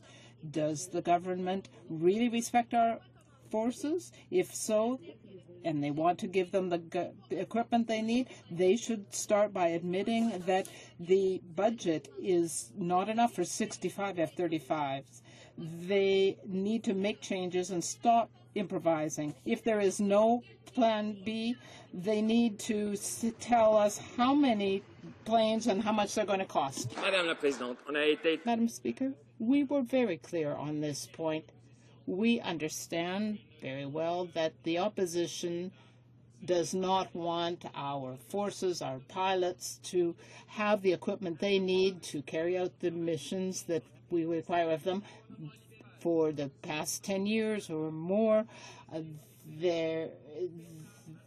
we have been trying to replace our fighter aircraft, working with our allies, and we will do that to make sure that our armed forces need the equipment, have the equipment they need. The honourable member for Burnaby Douglas. Madam Speaker, we hear yarn after yarn from that side of the House, so I'm going to try my own here now. Once upon a time, there was an immigration minister who agreed to an all-party consensus on how to make refugee appeals fairer and faster. But now, Madam Speaker, he is going against his word. Can this minister guarantee that any country in the world is completely safe from persecution? Of course he can't. No one can.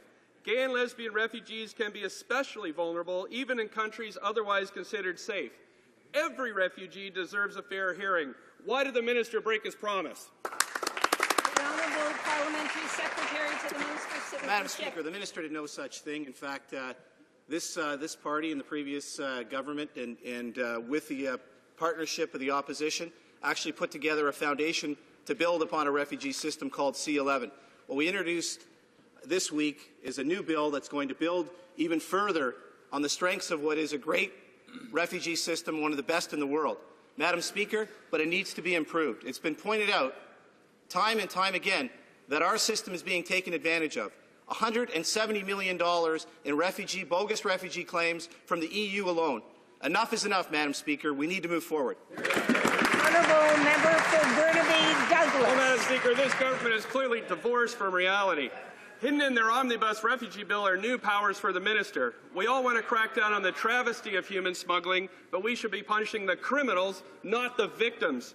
With such vague criteria in their bill, the minister can make up different classes of refugees to suit his political whims. Legitimate refugees flee to Canada to find a safe haven, not to have their fate rest on the whims of a minister. How can Canadians trust a minister who has already betrayed his own word?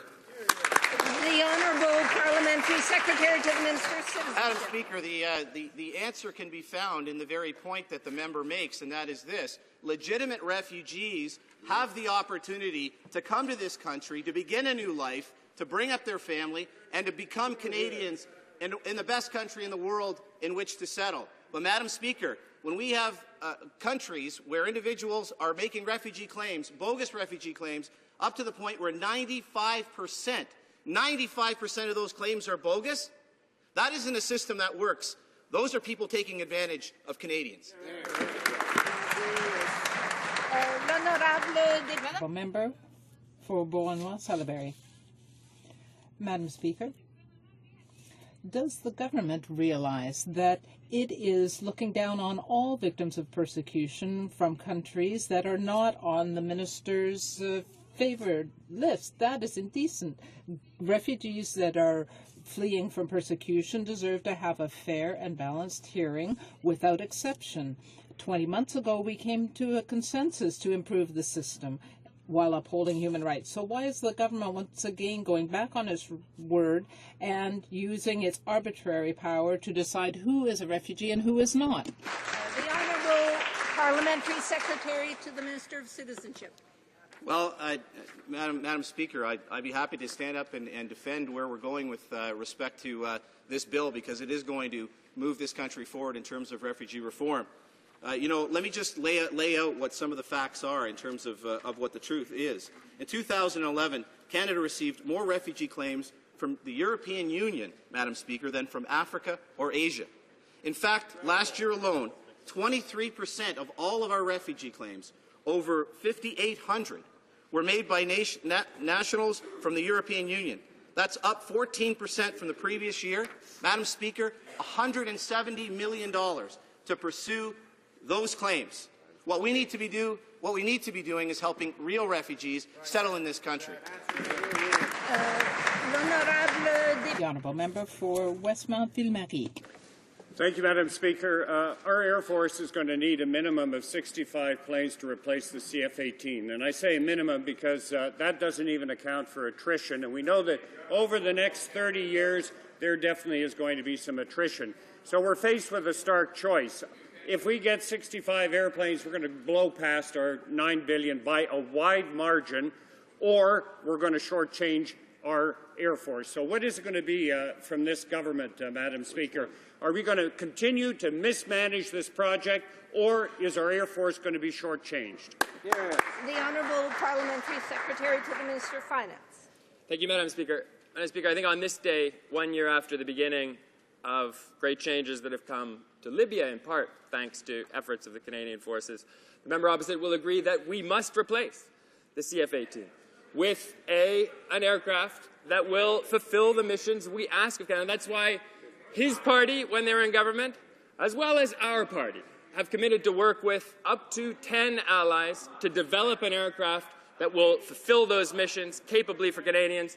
We've talked about the budget. We've established a budget for this item. We're sticking to that budget, and we're confident that the Canadian forces will have the tools they need to do the job as a result. Thank you, Madam Speaker. The Honourable Member for Westmount-Ville-Marie. The government is taking Canadians for fools. It is impossible to buy 65 aircraft for $9 billion. We all know that. So I want to ask a very simple question that we have asked from the beginning. How many aircraft are we going to buy? How much will each cost? And when will they be delivered? That is a very simple question, Madam Speaker. Parliamentary Secretary. Madam Speaker, it is impossible to believe or to even know whether the Liberals want to replace the CF-18s, they wanted to 10 years ago, or whether they don't. It seems that they no longer want to replace them.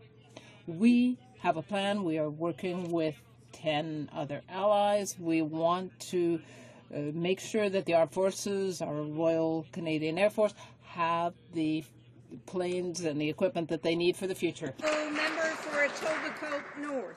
Madam Speaker, after 6 years, this government's sorry record on the environment stands alone.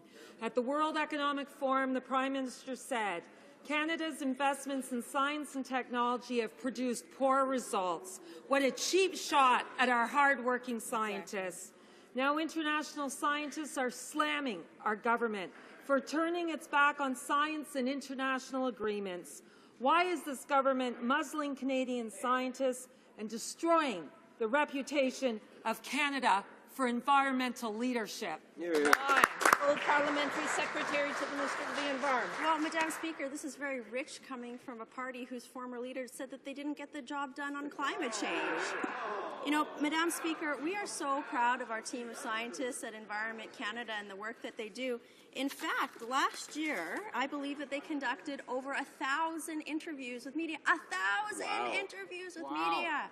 We continue to support that they're doing. We continue to support the work that we're doing in Environment Canada, and we are proud of our international leadership in this area. The honourable member for Sackville Eastern Shores. Well, thank you very much, Mr. Speaker. We know that the Department of Veterans Affairs says no an awful lot to its veterans, and I'd just like the Parliamentary Secretary to Veterans Affairs to stand in her place, look in the cameras, and look at 90-year-old Bedford veteran Ted Shiner. He's 90 years old. And all he asked from the Government of Canada was a little help with housekeeping and with his feet. We can find $50 million to sprinkle like pixie dust through the riding of Muskoka, but we can't find enough shekels in the pot to help a 90-year-old veteran with housekeeping so he can stay in his own home with a little more dignity. The government is fully aware of this file. There's no privacy to be concerned about. He's given permission to talk about it. So I'd like the government to stand up in this place and tell Mr. Shiner why he was denied VIP service. The Honourable Parliamentary Secretary to the Minister of Veterans Affairs. Well, I can't comment on a specific case. I can assure the Speaker that veterans and their families are a priority for our government. The Veterans Independence Program provides disabled veterans with housekeeping assistance so that they can remain in their homes longer. Perhaps the member opposite might want to commit to voting in favour of some of our government measures on behalf of veterans. For instance, the member opposite might want to be ashamed of himself for voting against ex gratia payments for Agent Orange. He might want to be ashamed of himself for not voting in favour of doubling the number of post-traumatic stress disorder clinics for our veterans. And he might... Order, please. Order. The Honourable Member for Sackville Eastern Shores. Madam Speaker, any government that proposes VIP programs, when they promised, the Prime Minister promised in 2005 that every widow and widower of a World War II and Korean veteran would get VIP immediately upon forming government, less than 10% of that promise was fulfilled. That's why we vote against these budgets that don't meet the mandate and don't get the job done. But, Madam Speaker, Harold Leduc, an honoured veteran and a member of the VRAB board, his medical information and psychiatric information was scattered through the department in an illegal manner. My question to the honourable government is, it's happened within the Veterans Review and Appeal Board that medical information... Order. The Honourable Parliamentary Secretary. Thank you, Madam Speaker. Our government believes that any violation of our veterans' privacy is completely unacceptable. That's why over a year ago we took action to introduce a 10-point privacy action plan that ensures there are strict disciplinary measures if anyone breaks the law and increases monitoring and access controls. We are committed to ensuring the continued success of the Privacy Action Plan, and will make sure that the veterans' privacy remains a priority for this government. The honourable member for Rivière-des-Mille. Yesterday, the Minister of Environment held another photo op in the United States to divert attention from the inaction of the Conservatives. This was qualified as a modest announcement. In the last budget, the Conservatives promised $35 million to compensate for cuts to university research on weather and climate, but we never saw that money. Why is the Conservatives lack such vision and ambition? Why do they not respect their financial commitments? The Honourable Parliamentary Secretary to the Minister of Environment. Last budget, we committed almost $870 million to Canada's clean air agenda, including $252 million to support regulatory activities to address climate change, sustainable development technology. But, Madam Speaker, my colleague opposite voted against it. Honourable member for Rivière-des-Mille. Parliamentary Secretary's answer does not hide the fact that yesterday's announcement with the U.S. was just another slideshow. Even Secretary of State Clinton admits this effort is not the answer to the climate crisis. It's meant to complement, not supplant other actions we must be taking. But instead of action, this government has killed the eco-energy program, pulled us out of Kyoto, and lobbied for its oil and gas buddies. When will this minister take science seriously and take real action on climate change? Honourable Parliamentary Secretary. Speaker, what the No Development Party has done is voted against the eco-energy retrofit program, voted against any sort of measure that makes sense to support our energy sector from a sustainable development perspective, and lobbies against Canadian jobs. We have a sector-by-sector, robust regulatory program for greenhouse gas emissions, and we also support the over 500,000 people who work in our energy sector. That is something my colleague opposite cannot say. The honourable member for Prince George Peace River. Madam Speaker, I understand that the NDP has sent the leadership candidate from Skeena-Bulkley Valley to the Northern Gateway hearings today. I'm disappointed by their anti-trade, anti-jobs agenda. The No Development Party is bad for jobs and economic growth. Can the Parliamentary Secretary to the Minister of the Environment please tell the House what the government's position is in diversifying trade and Canada's role as a stable, secure and reliable energy source for the world? The Honourable Parliamentary Secretary to the Minister of Environment. Well, Madam Speaker, I'd like to thank my colleague for his question and thank you for his understanding of the importance of the over 500,000 jobs in this country, what that means for social programs, what that means for having Canada as a world leader in the global economy. Our government is committed to the sustainable development of our resource sector and ensuring that we have a robust environmental protection plan in a time of economic growth, Madam Speaker. Our government is committed to making the investments necessary to grow trade in Asia-Pacific country, and we will, unlike our colleagues opposite, stand up for our energy sector. The honourable member for Welland. Thank you, Madam Speaker. This past Wednesday, the Agriculture Committee actually learned that only 2% of food imported into Canada is actually inspected. But yet 100% of the products that we produce in this country we send abroad are indeed inspected. You know, Canadians expected, in fact believed, that all imported food was inspected. The Agriculture Committee now knows that's not true. So to the government, Madam Speaker, what is this government going to do to ensure that Canadian imported food is inspected so that Canadian consumers will feel safe when they feed their families? Parliamentary Secretary for Natural Resources. Well, Madam Speaker, the members should know that the CFIA enforces the same rigorous food safety standards on imported food as it does for domestic food. I can give him some examples of what we've done to improve our import system. He should know this if he's on the Ag Committee. Our recent budget includes an additional $100 million over 5 years to enhance food safety. We've delivered $223 million to the Food Safety Action Plan to improve controls on imported food. We've eliminated the 72-hour notification of inspection to meat imports. We've established an import surveillance teams which performed 480 border blitzes. And, Madam Speaker, I could go on, but I know my time's running out. The honourable member for Welland. Well, Madam Speaker, maybe the Parliamentary Secretary should know that there actually are no CFAA inspectors at the border. CBSA is responsible to do that, and they don't know how. But then again, I looked at the $100 million was actually for exported food, not imported food. The reality, Madam Speaker, is what is happening is we're not testing the product. In fact, we don't require potable water for washed vegetables that are imported into this country. So what it is, we need to restore consumers' confidence in the system. Will the government commit today to ensuring that the CFAA budget is not cut in the next budget rounds, Madam Speaker? The The Honourable Parliamentary Secretary to the Minister. I'll tell you something that the NDP doesn't know how to do, Madam Speaker, and that's how to apologize. It should get up this morning. The member opposite should stand up and represent his caucus and apologize for this sleazy online campaign that they've been conducting. In terms of our food safety, I can tell you I have quotes on that. I even have a quote from the member from Malpeque who says, I personally believe our food is safe in Canada.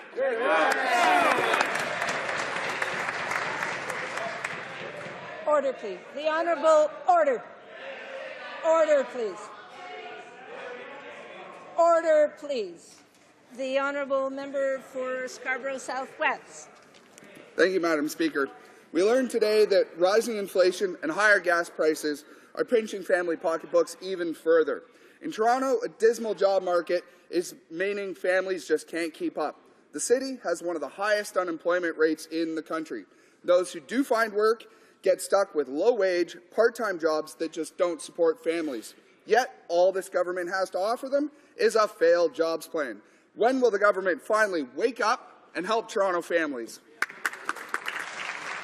The Honourable Minister of State for Finance. Well, Madam Speaker, if the NDP spent more time worrying about Canadians' jobs than they do on the internet with their sleazy tricks, they would actually know that 90% of those 610,000 net new jobs are full-time, Madam Speaker. Many of those in the community that he's referring to, but those jobs are all across this country, Madam Speaker. Those people are happy that our government has put in place policies that create jobs.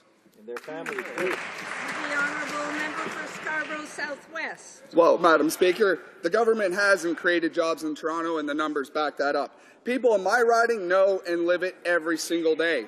Higher prices and fewer good jobs means more struggles for Toronto families. But this government's too busy being a cheerleader for Rob Ford to notice.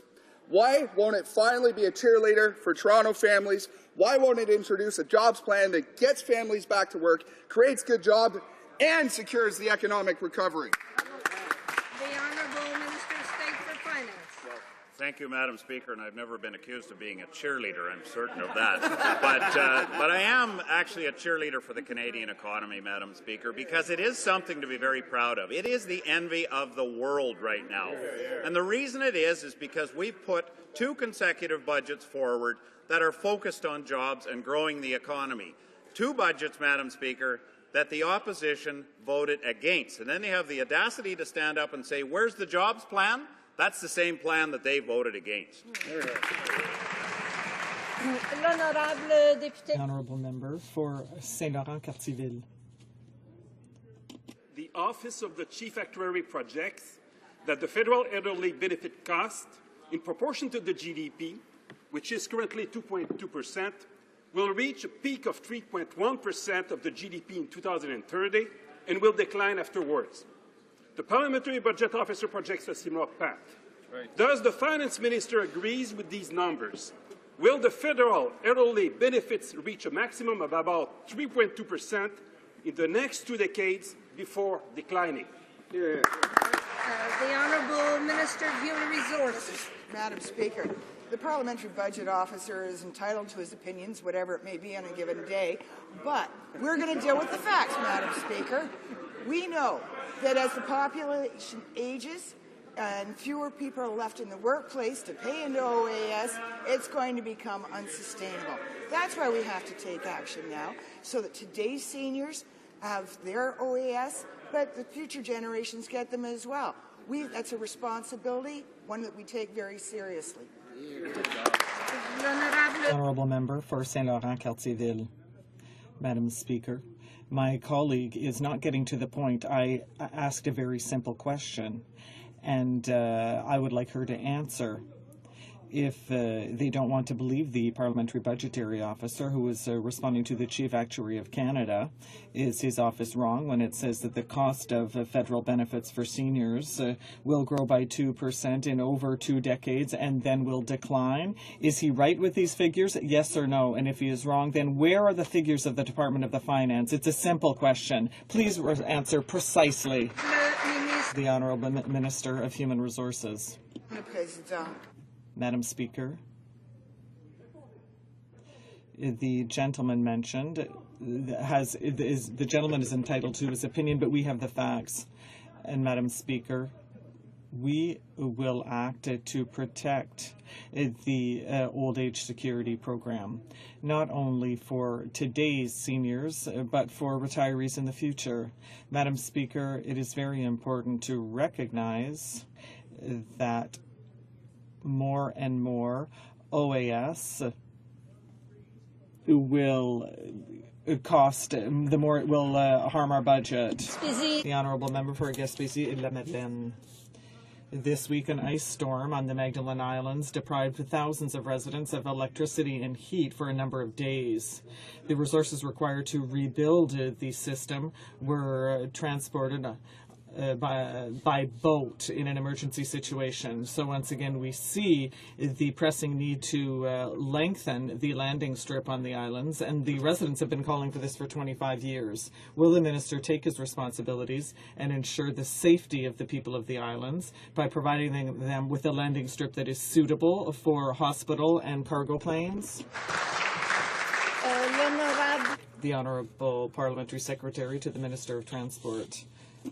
Madam Speaker, the main landing strip on the islands responds to the needs of the users of the airport.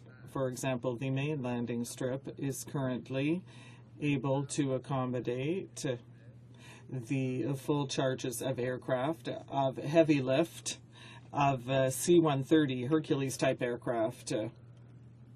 No official request has been received by air carriers using that airport. Thank you. The Honourable Member for Gaspésie et La Madeleine. The Premier of Quebec and the Magdalen Island residents have been calling for a proper landing strip, but it's not just the safety of the islanders that is being jeopardized by the fact that very large airplanes cannot land. The Magdalen Islands have become a prime destination every year for thousands of tourists. The extension of this strip would thus be beneficial in economic terms. If the argument around safety doesn't convince this government, will it listen to the argument concerning economic development? The Honourable Parliamentary Secretary to the Minister of Transport. Madam Speaker, the member says that the main landing strip is unable to accommodate large aircraft, but I have just said that this landing strip is able to accommodate the Hercules C-130. So I think that that is a fairly heavy aircraft, and it must be recognized as well, Madam Speaker, that we have already invested across the country in order to enhance our aeronautical system. But he and his party both voted against that. For Richmond Hill. Madam Speaker, with 1 in 5 Canadian jobs linked to trade, deepening Canada's trading relationships around the world is key to protecting and strengthening the financial security of hardworking Canadians. Yes, it is. No other government in Canada's history has been more committed to helping creating jobs for Canadians by expanding access to foreign markets than this government. Will the Parliamentary Secretary to the hardworking Minister of International Trade update the House on just one of the key prosperity-creating initiatives that make up our government's broad and ambitious job-creating pro-trade plan? Hey, great question. The Honourable Parliamentary Secretary to the Minister of International Trade. Madam Speaker, I'd like to thank the member for Richmond Hill for his question and for his hard work in support of our government's pro-trade plan. Our government understands deeper trade and investment ties will benefit Canadians, creating more jobs, opportunities, and economic growth. The Canada-Panama Economic Growth and Prosperity Act will eliminate the vast majority of tariffs between Canada and Panama, directly benefiting Canadian exporters and creating jobs for Canadian workers. Madam Speaker, our government is standing with businesses, workers, and families, and this agreement is further proof of our commitment. I would ask that this time, Madam Speaker, the support of the NDP. The Honourable Member for Charlottetown. Madam Speaker, I worked on this question last night on my computer, so I'm a little concerned that the Minister of Public Safety may have tipped off the Parliamentary Secretary. You got it already. But last November, I called on the government to come to the aid of Canadian municipalities like Charlottetown who need help with their municipal wastewater infrastructure. Yesterday, the government of Prince Edward Island and the city of Charlottetown announced their financial commitment to clean up the harbour. The federal government has said nothing of substance except that they might come to the table in 2014. Shame. Why the delay? The Honourable Parliamentary Secretary to the Minister of Transport and Infrastructure. Madam Chair, the reality is that in addition to rendering the gas tax fund permanent, we've made record infrastructure investments throughout the entire period of the Economic Action Plan. Municipalities were invited to set their priorities, provinces to back them, and then our government matched them with the record funds in order to make major capital improvements right across the country. Now, these municipalities and provinces had to make their decisions on what they wanted funded, and we came through. They can continue to make decisions of that nature because of the record transfers that we're making every single year to both the provinces and the municipalities. Thank you. The Honourable Member for Portneuf-Jacques-Cartier.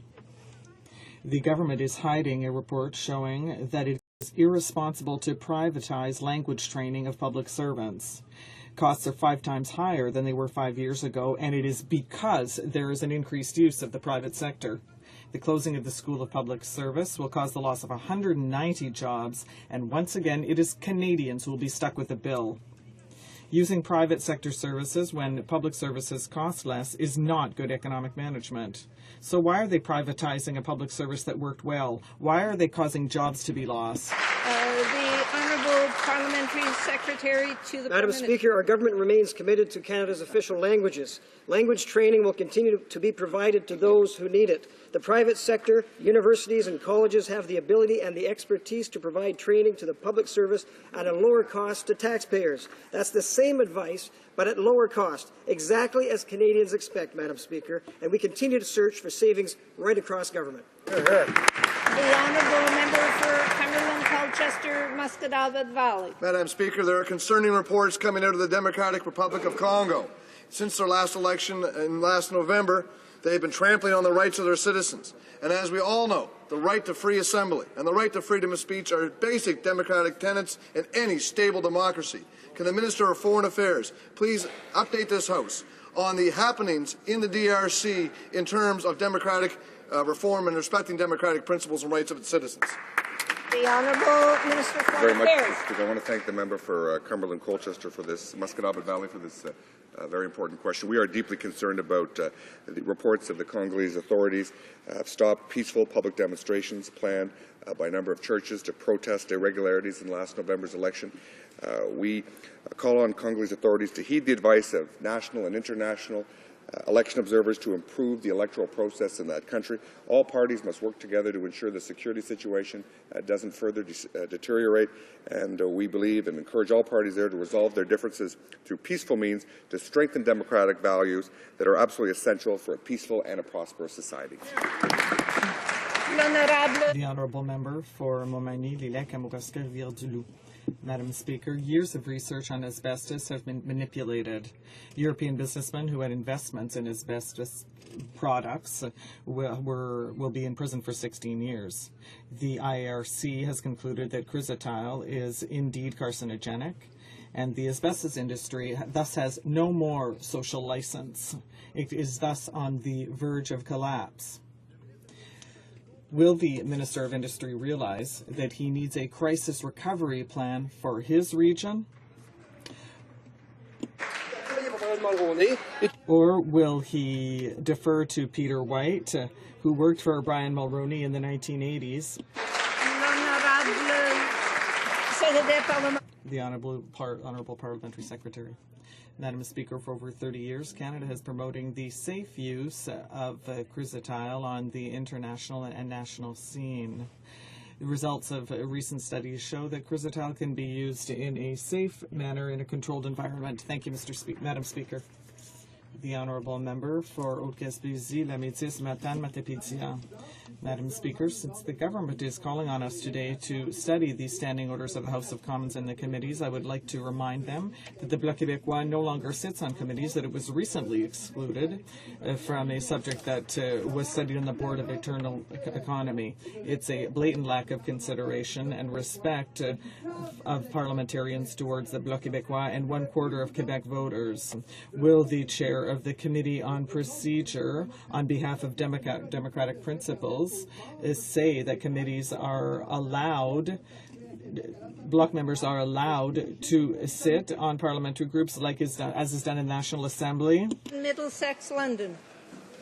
Well, thank you very much, Madam Speaker. I know that a item has been before the Board of Internal Economy, but of course, because members of this House don't know what that is, we would not know the answer to this question until such time as it is referred to the Procedure and House Affairs Committee.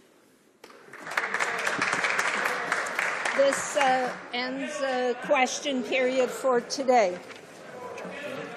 On a point of order, the honourable member for Hamilton Mountain. Order, please. Thank you very much, Madam Speaker. I rise on a point of order that arises out of question period. Earlier today, during question period, the Minister of Foreign Affairs made unfounded accusations insinuating that the New Democratic Party is responsible for a campaign to expose the details of the private life of the Minister of Public Safety.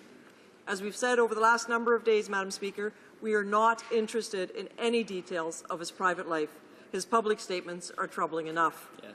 The House of Commons Information Services has confirmed that the IP addresses in question are public and could belong to any user from any political party or any member of the House administration in the parliamentary precinct.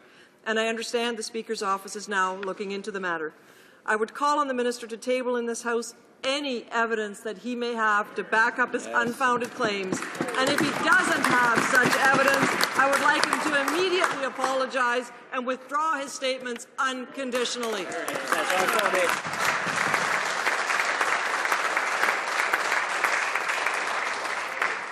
On the same point of order, the Honourable Government House Leader. Madam Speaker, the matter in question is indeed very, very troubling. I think it's troubling to all Canadians and certainly all members of Parliament. We are, of course, aware of media reports that indicate that the internet address or the IP number that was used to post these deeply intrusive and regretful, I think very distasteful postings, quite frankly, that they were traced to a House of Commons address. That's a matter of great concern.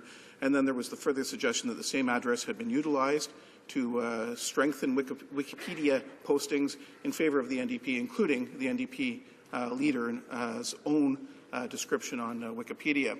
And from this, the inference, of course, has been drawn that it is a question of whether or not this did come from the New Democratic Party. Certainly, there's a prima facie suggestion of that. For that reason, I understand that the minister in question, who has been affected by this, is writing to the Speaker and to House administration asking that the matter be looked into. This is a very grave matter, and certainly from all the media reports, the suggestions are that it is from the NDP. I'm surprised that their response today is to say it's not us when all the evidence is otherwise.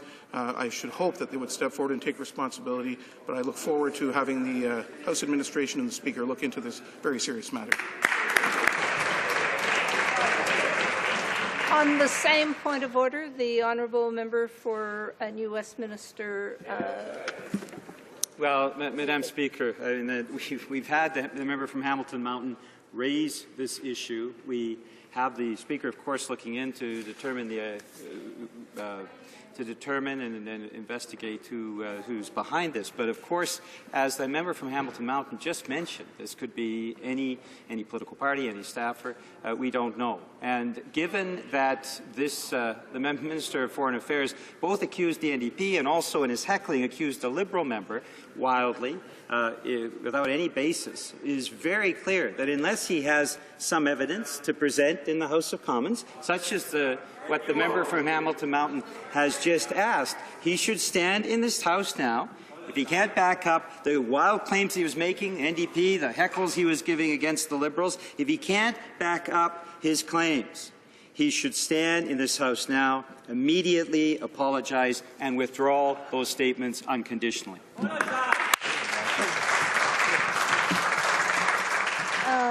The Honourable Minister of Foreign Affairs on the same point of order. Because I want to assure members that the Speaker is indeed looking into this very serious matter, and unless there's something additional to add on the specifics of the comments this morning, perhaps we should move on. The Honourable Minister of Foreign Affairs. Mr. Speaker, let me be very clear. I made no such allegations against the Liberal Party of Canada.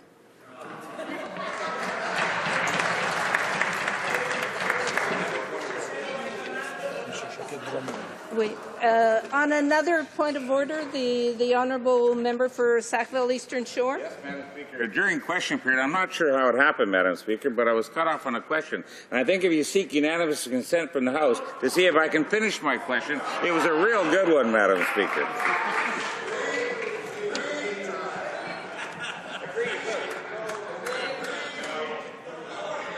I don't think there is unanimous consent.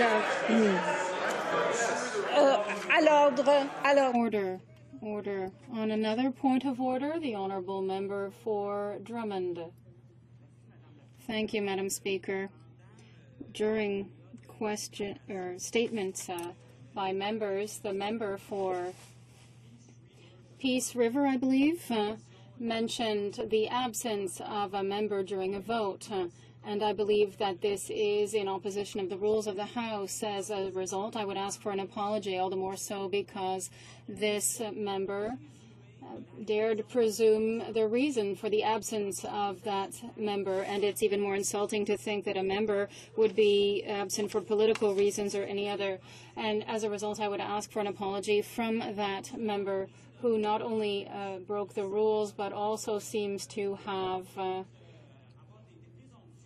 have made assumptions about the political opinions, and each MP, I believe, has the right of having their own political opinions and to make those statements themselves. Thank you, Madam Speaker. On the same point of order, the honourable member for Ottawa Orleans. I am the member for Ottawa Orleans, Madam Speaker, and with all due respect for the new member opposite, perhaps he'll have to go back and study the standing orders with regard to the presence or the absence of a member during a vote. It is already public. If the member looks at the list of MPs who voted in the vote that we're referring to at present, it is clear who voted for, who voted against, and who did not vote. Thank you, Madam Speaker.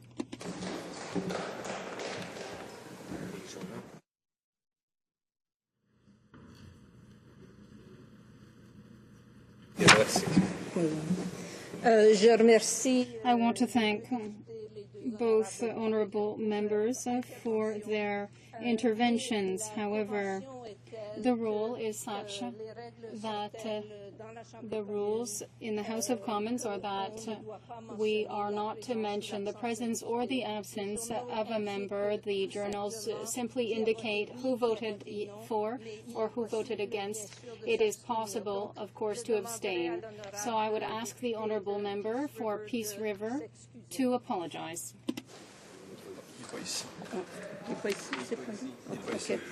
Okay. The member is not.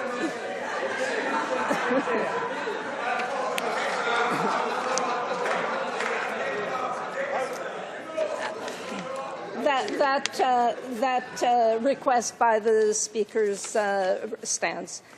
We will move on to routine proceedings. Tabling of documents.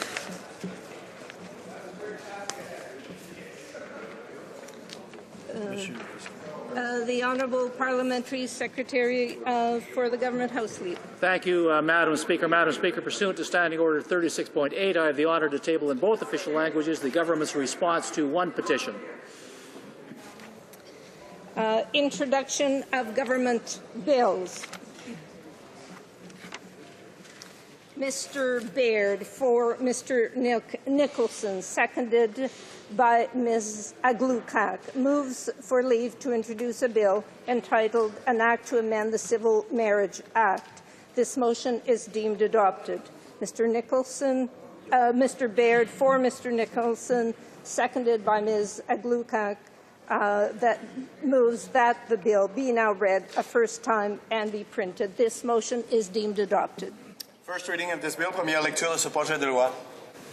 When shall this bill be read a second time? At the next sitting of the House. Introduction of government bills. Déclaration. Statements by ministers. Rapport de délégation. Reports from interparliamentary delegations. Presenting reports from committees. The Honourable Member for Kildonan St. Paul. Thank you, Madam Speaker. I have two reports. I have the honour, Madam Speaker, to present in both official languages the fourth report of the Standing Committee on Health in relation to Bill C-313, an Act to amend the Food and Drugs Act, non-corrective cosmetic contact lenses, Madam Speaker. And the committee has studied the bill and has decided to report the bill back to the House with amendment. I'm very pleased about the hard work that's been done on the committee. My second report, Madam Speaker, is I have the honour to present in both official languages the fifth report of the Standing Committee on Health in relation to Bill C-278, an act respecting a day to increase public awareness about epilepsy. The committee has studied the bill and has decided to report the bill back to the House with amendments. Thank you, Madam Speaker. Presenting reports from committees. Introduction of private members' bills. First reading of Senate public bills. Motions. Presenting petitions.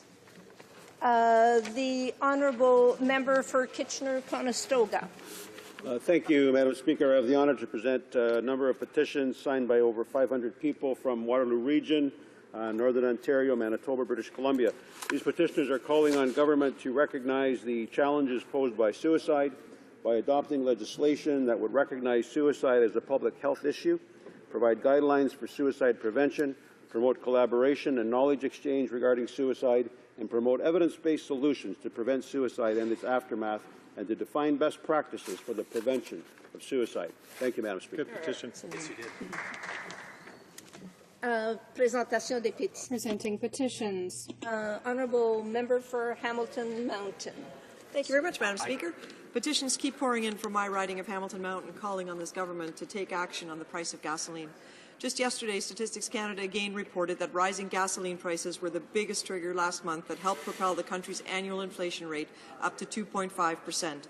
The petitioners know that they're getting hosed at the pumps, but unfortunately, as it stands now, they can only complain to each other because there is no official avenue through which they can seek redress. That's why the petitioners are calling for the speedy passage of my Bill C-336, which will establish the Oil and Gas Ombudsman.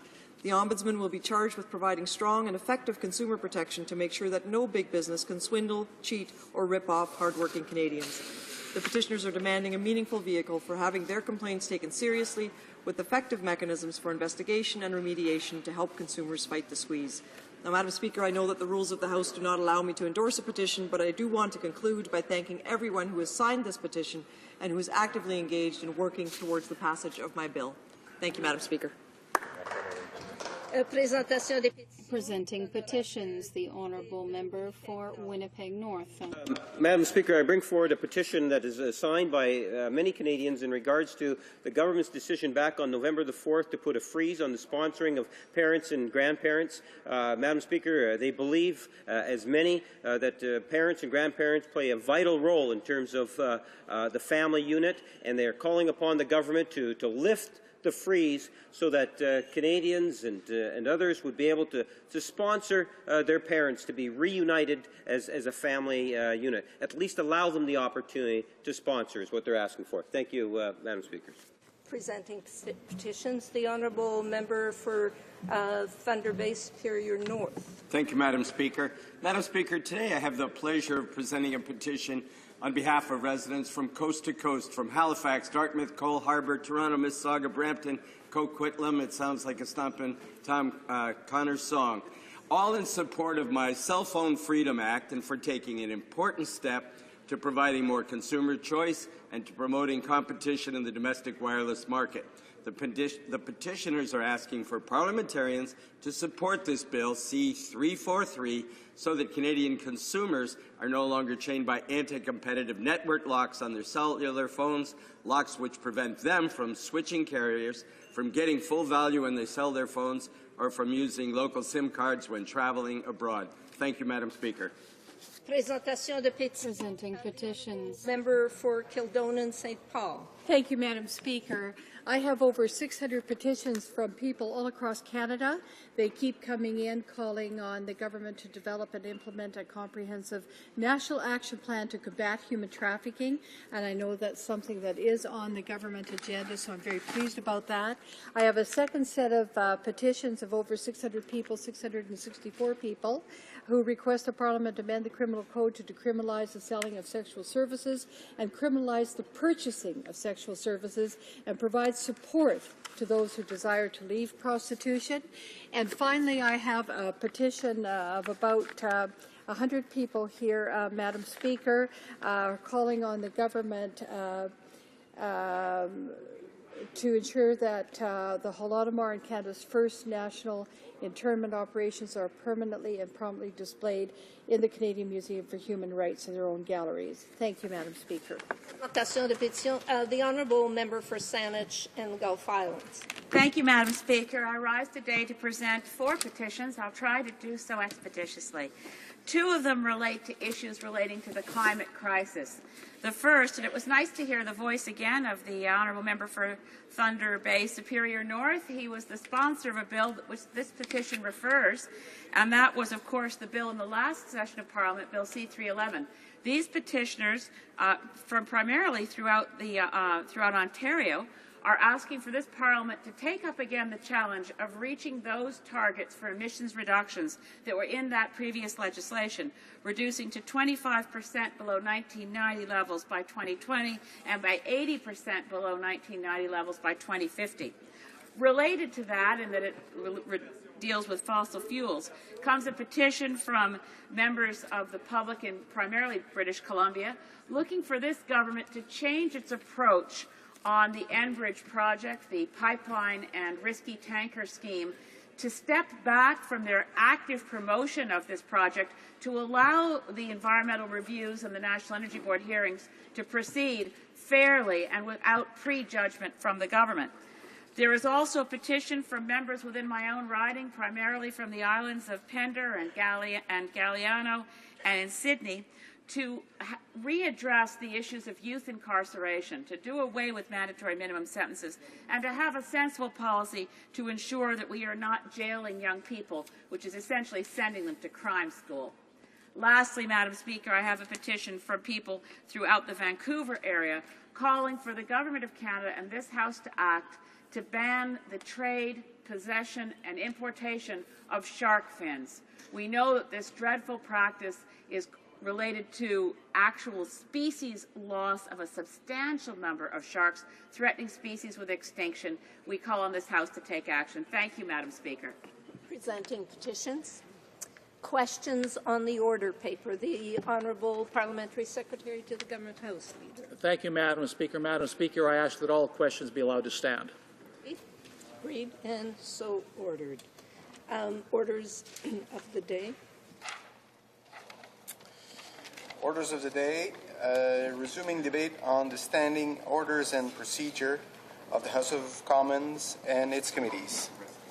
And I believe the Honourable Parliamentary Secretary had 3 minutes left for his comments, followed by questions. Thank you very much, Madam Speaker. Thank you for informing me of the time that I have left. When I was concluding my remarks just before member statements, Madam Speaker, I was talking about time allocation and refuting the allegations of the opposition that we were using them indiscriminately. In fact, Madam Speaker, what is happening here is that the opposition NDP is purposely trying to delay debate to force our government into using time allocation so then they can make the claim, unfounded of course, but make the claim nonetheless that we are undemocratic and trying to stifle debate. In other words, they're just trying to run up the score, Madam Speaker. We all know their strategy, but we absolutely reject it. Madam Speaker, I want to turn my attention, however, in the last few moments to other matters that will seize the Committee on Procedure and House Affairs when it comes to the examination of standing orders, because the member from Westmount Ville Marie had already stated he would like to see some examination of question period and how we currently adopt the policy and the standing order regarding question period. I think that's a fair comment. I think it's something we should examine, Madam Speaker, because It was last Parliament that we had a private member's bill that made many useful suggestions, and many suggestions, frankly, that I think engaged a lot of parliamentarians on some fundamental changes that he felt would improve question period. I look forward to that study. I also want to point out, Madam Speaker, to members of this place that I've been approached by many of our members who also have suggested that we take a look at trying to alter or change the standing orders that would make it more family-friendly. In other words, Madam Speaker, something that would accommodate those of us, those members who have small children, whether they be male or female, that have to care for a family member. Madam Speaker, I think that's a very, very useful suggestion for examination. I look forward to that discussion as well. It may involve looking at the times we have question period allocated in the standing orders. But, Madam Speaker, all I'm saying is simply this, that the standing orders, since they are the rules that govern this House, they are the guidelines that inform all members how to perform their duties in this House. It is a critically important duty for those of us on the Committee of Procedure and House Affairs to take this task of the examination of standing orders extremely seriously. Madam Speaker, I know standing orders have been there for many, many years, in some cases hundreds of years without change.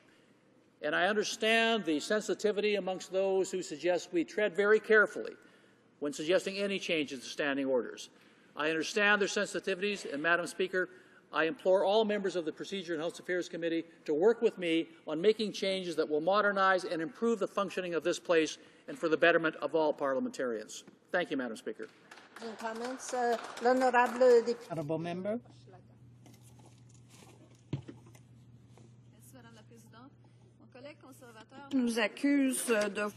Well, the government is accusing us of wanting to delay things.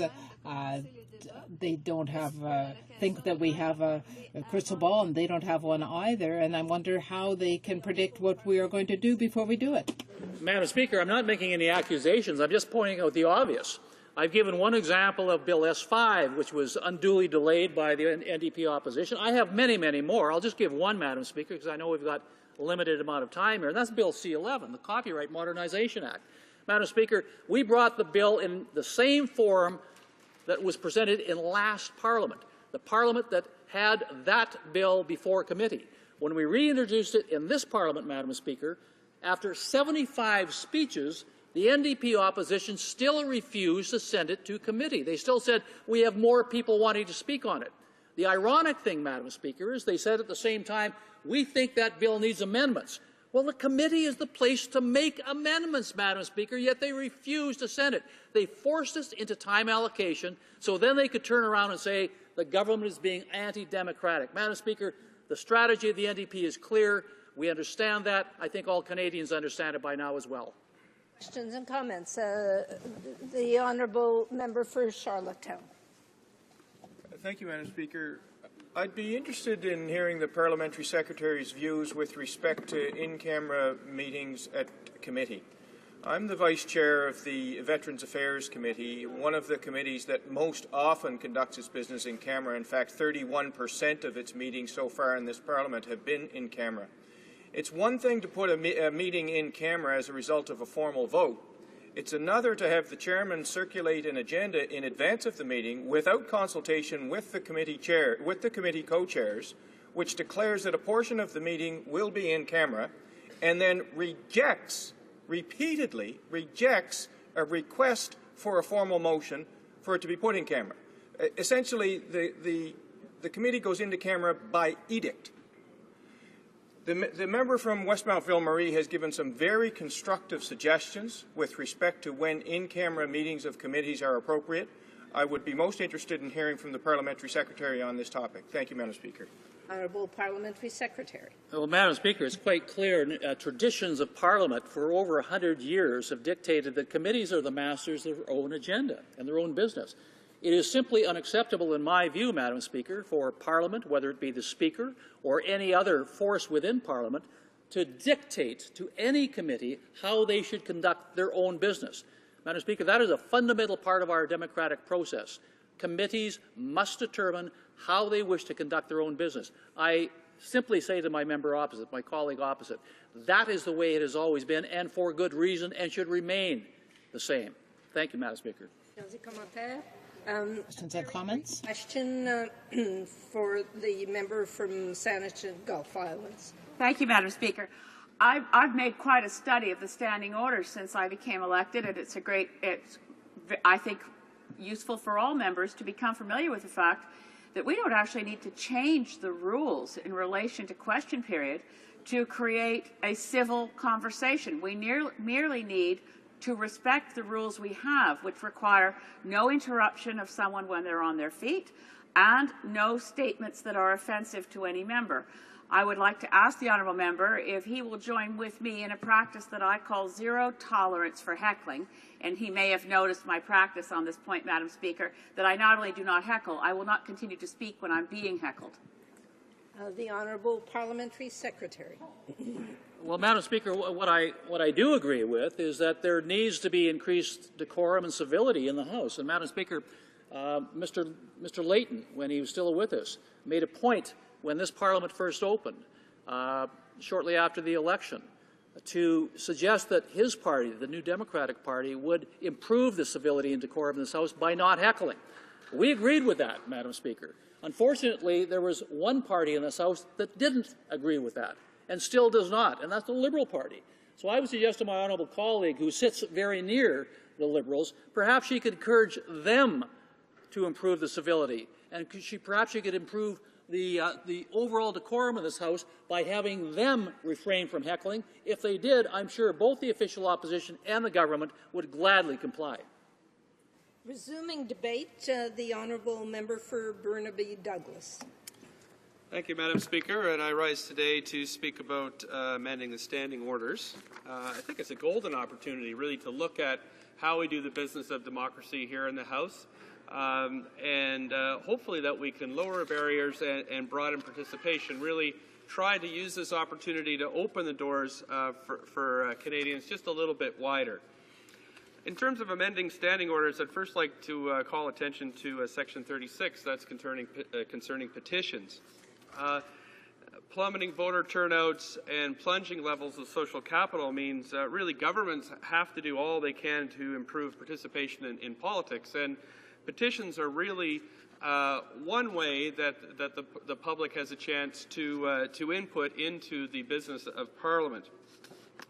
Now, on this side of the House, we call for large-scale reforms such as electoral reform and abolishing the Senate, but we also feel smaller changes made to business such as standing orders could actually make a big difference in Canadians' lives and how they interact with Parliament. So today, Madam Speaker, I proudly stood with 3 members of the Quebec caucus and announced an initiative to change the petitioning process, and I'd just like to outline that to you here.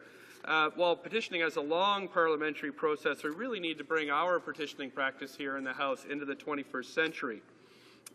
The current process is very cumbersome and presents little payoff for constituents. Canadians wishing to present petitions use paper copies to gather signatures and present them to parliamentarians. Once they gather 25 signatures, the government must reply in 45 days. The plan we announced today is really twofold, or the proposition we announced today. First of all, Canadians should have the ability to sign petitions electronically. And this will not only improve access, it will also allow us to more accurately gauge who signs petitions. This is already practiced in the province of Quebec and in the UK Parliament, and we suggest that that's brought here to Canada. More importantly, though, when we think what brings us right into the 21st century is that we suggest that if e-petitions receive 50,000 signatures, that the issue be discussed in the House, the issue that's raised by the petitioner be discussed in the House for an hour. Somewhat like private members' bills, it goes a little bit further and it allows a debate for a whole hour in the House. And we think this would give some strength to backbenchers. It would take a little bit of power away from the partisan politics that seem to grip this House at times, and would give citizens more of a say in their own governance. So I'm really, my colleagues and I are working to secure cross-party support on this issue, and we hope that this e-petitions initiative will become law. In addition, Madam Speaker, I'd like to call your attention to the excellent work we have also done concerning petitions in the House. And this is allowing Canadians from outside the country to access petitions. Currently, petitions are limited by residency. You have to be within the country to sign them. But we'd like the committee to take a look at how Canadians living outside Canada can access petitions, and of course, allowing e-petitions would perhaps facilitate this a little more. Madam Speaker, now I'd like to move to another issue that we'd like attended to concerning the standing orders, and we would look at Section C35(2). Which states, upon presentation of a report accompanied by a dissenting or supplementary opinion, the presenter also has a chance to explain the supplementary or dissenting opinions. Now, if I just refer to my notes here. First of all, Madam Speaker, again, concerning Section 35(2), first of all, we think that we could revise this part of the standing orders to allow for a statement by a representative of a party for each dissenting opinion. At present, only official opposition can present on behalf of all of the dissenting opinion submissions. This works well for us now, but we think this should be looked at again. We also have a little problem with this section as well, because if the official opposition somehow supports the government, this leaves third and fourth party really out and with no voice. So we believe that if the third or fourth party should be allowed to, if they object and submit a dissenting opinion, then there perhaps should be a mechanism to allow the third and fourth parties a chance to express a dissenting or a supplementary opinion.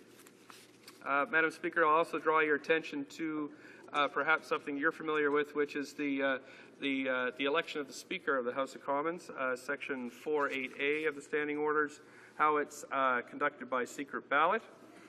There is a technical glitch now that where, in the event of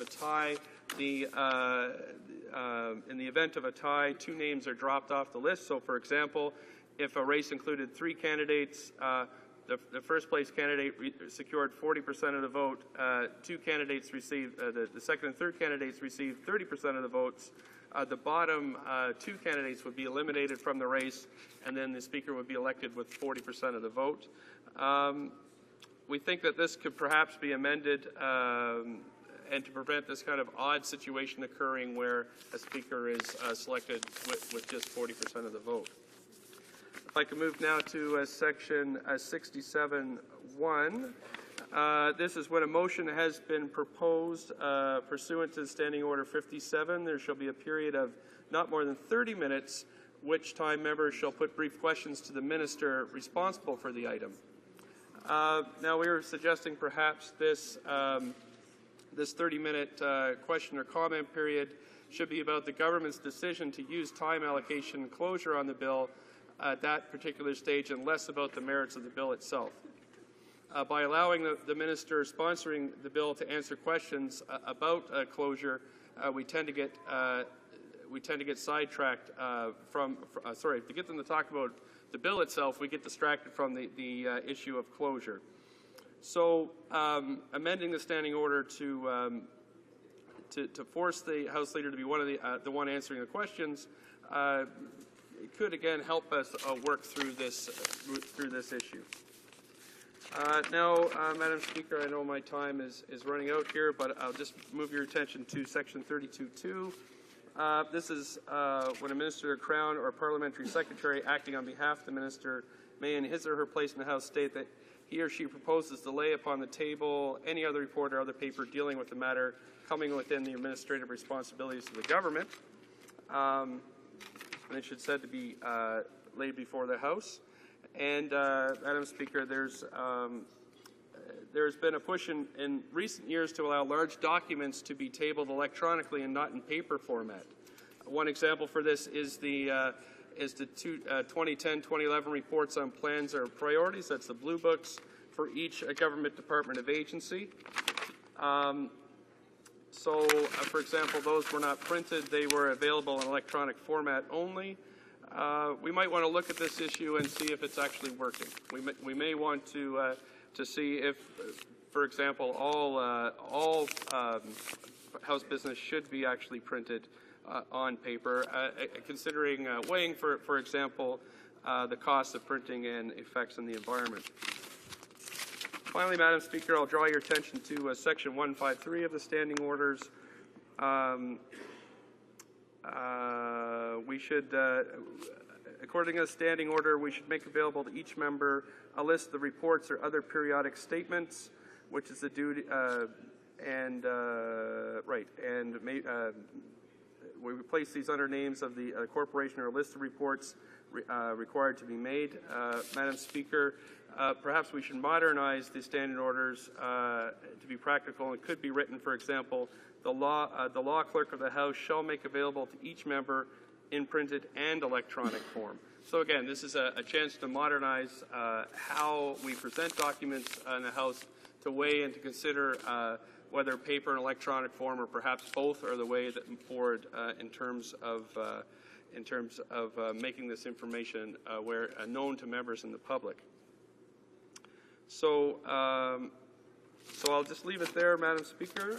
Again, ending off with again, the priority for me in this list is to really consider the notion of e-petitioning, to open e-petitions to the public, and to allow the public access to better access to the House by guaranteeing a 1-hour debate for any electronic petition that receives over 50,000 signatures.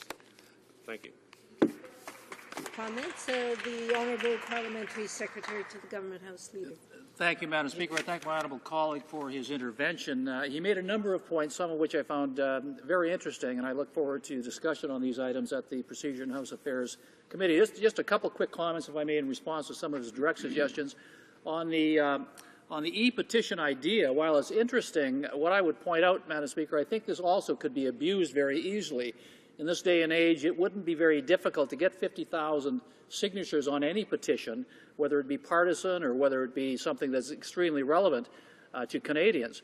I note with interest that the NDP party may be having up to 100,000 members signed prior to their upcoming election. I say that, Madam Speaker, because it would then be very easy just to have all members sign up, and any time the NDP wanted to create a petition for debate, they could get 50,000 signatures online very easily. And the result would be the hour of debate would use up very, very valuable House time. So, Madam Speaker, I think we have to consider that very, very carefully.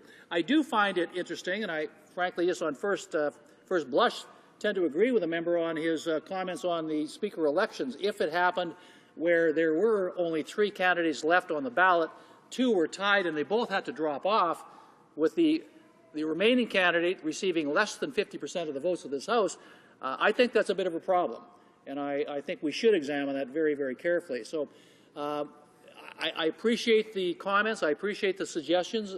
Hopefully there'll be many more of them from all parties that are forward to the Procedure and House Affairs Committee for examination. I look forward to a very, very interesting series of discussions, because I'm quite sure, Madam Speaker, that from time to time we will agree, and from time to time we will agree to disagree. But nonetheless, Madam Speaker, I do believe that the standing orders, as we now have them, should be modernized.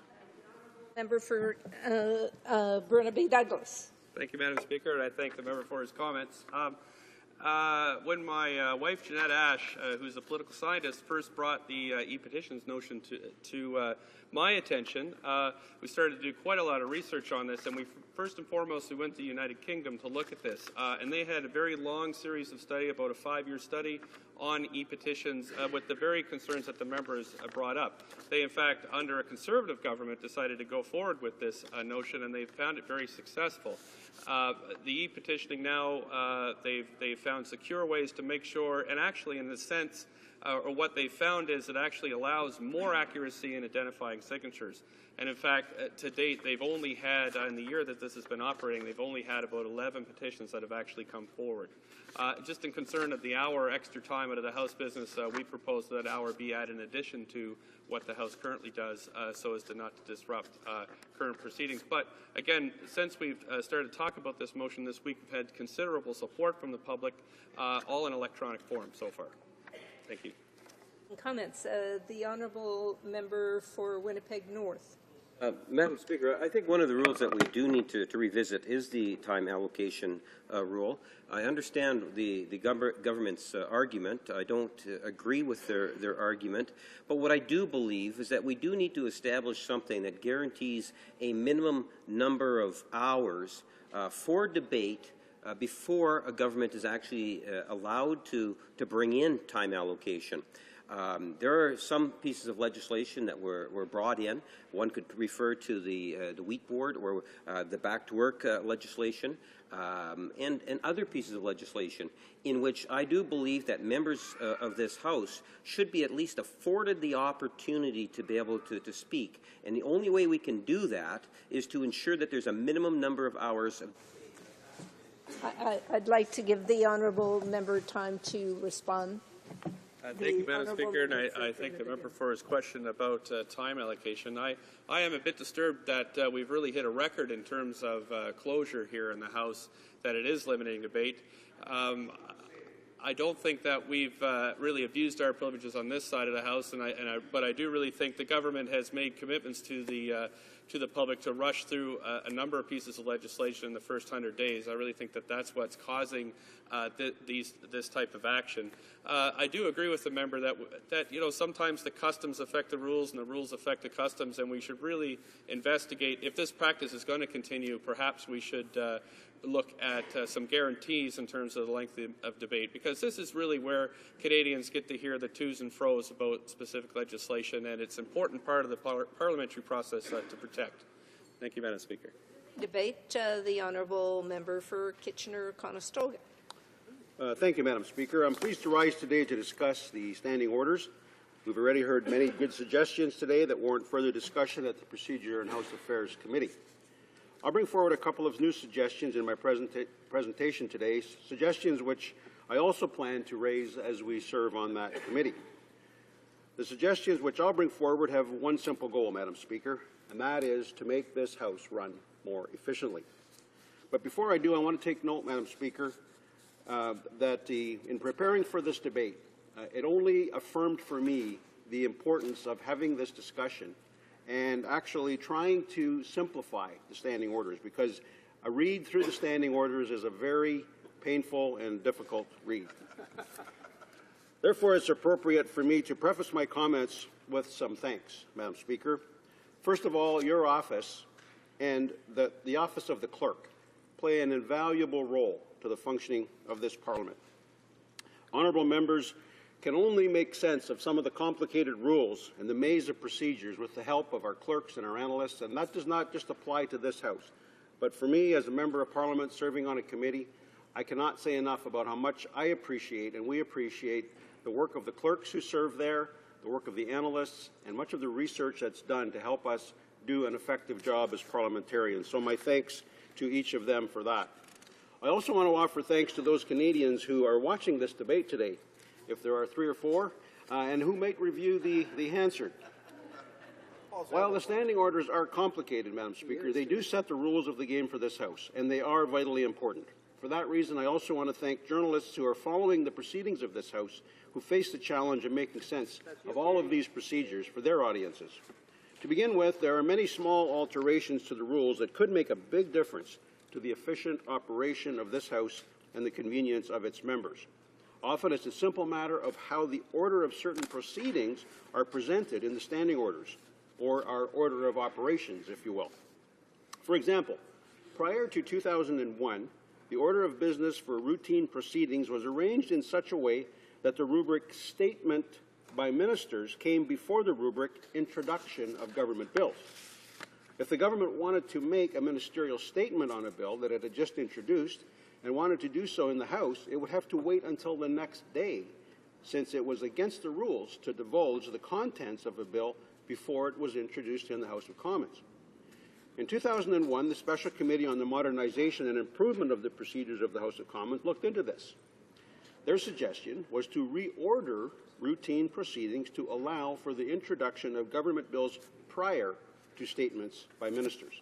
A sensible little change that opened up a positive opportunity to members of this House.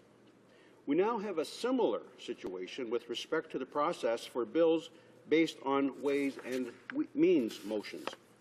As you know, Madam Speaker, before taxation legislation can be read a first time, a notice of Ways and Means motion must first be tabled in the House by a Minister of the Crown. The Minister, usually on the same day the motion is tabled, makes a request to the Speaker that an order of the day be designated for consideration of the motion on a subsequent day. Waiting the next day to vote on something that was just tabled makes perfect sense. That day allows members an opportunity to review legislation before they're called to vote on it. After a Ways and Means motion is adopted, it stands as an order of the House to bring in a bill or bills based on the provisions of that motion. And it's at this stage where I believe that we can improve the efficiency of the procedure relating to the introduction of taxation legislation. I think our current difficulty is that on Tuesdays, Wednesdays, and Thursdays, introduction of government bills comes before government orders. Ways and Means motions can only be moved during government orders. So if you vote on a Ways and Means motion on Tuesday, Wednesday, or Thursday, you cannot introduce the bill based on that Ways and Means motion until the following sitting day. Depending on where you are in the calendar, the delay could be days, weeks, or even months, and I believe this delay serves no benefit. While the Ways and Means motion contains the tax measures in the bill, there are other components associated with the proposal that may be contained in the legislation. Members in these cases do not get the whole picture on the same day the Ways and Means motion was adopted. There are 2 days of the week where you could vote on Ways and Means motion and introduce the tax bill on the same day in our current rules. 2 days that you could do that, Mondays and Fridays. Now, I don't want to speak for all the party whips in this House, but as Deputy Whip for the government, I can honestly say that voting on Monday at 10 or on Fridays is not ideal. I am not suggesting a privileged process for bills based on Ways and Means motion. The 48-hour notice required before a bill can be introduced would continue to apply to all bills. What I do want is the Standing Committee on Procedure and House Affairs to examine the peculiarity of an additional delay to introduce bills based on Ways and Means motions on days of the week, on some days of the week, but not others. It should be noted the timing for the introduction of bills that are not based on Ways and Means motions, whether it be government bills or private members' bills, is the same for each sitting day of the week.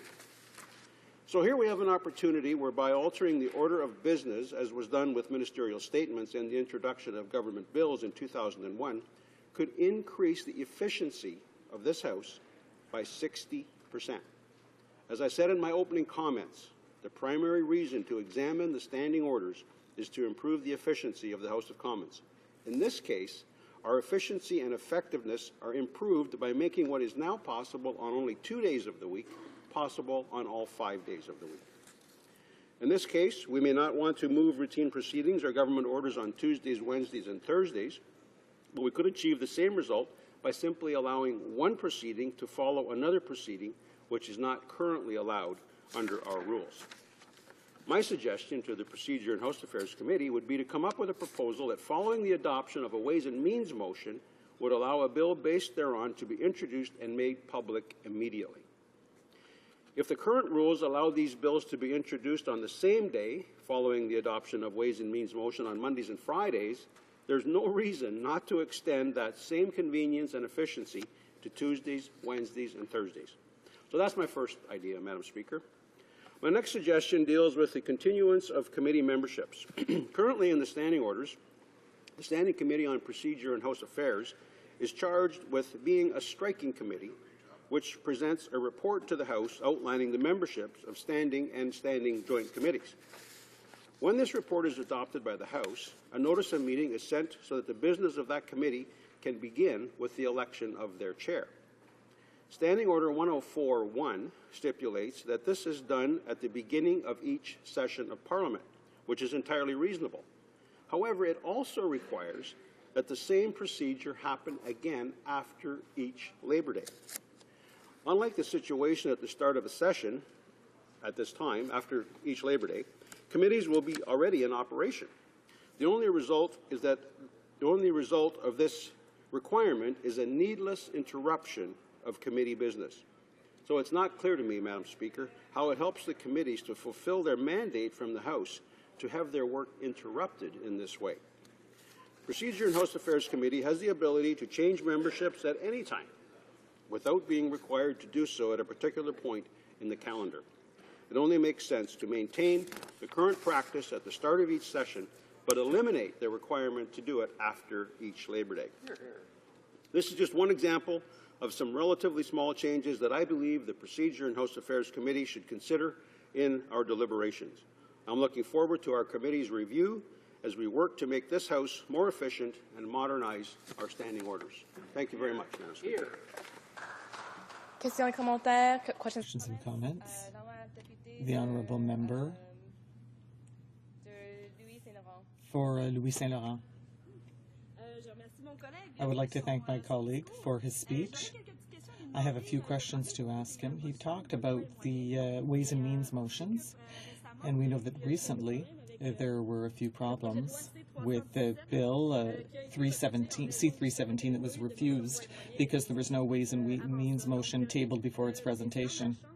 So the Speaker of the House invoked Standing Order 92.1 so that this bill could be reintroduced, because given that it was the first on the list of members, a list of private members' business, there was a problem with Standing Order 94.1A and 1A, and he could not change his bill because 48 hours notice was required. So I think all of those standing orders would require review by the procedural committee,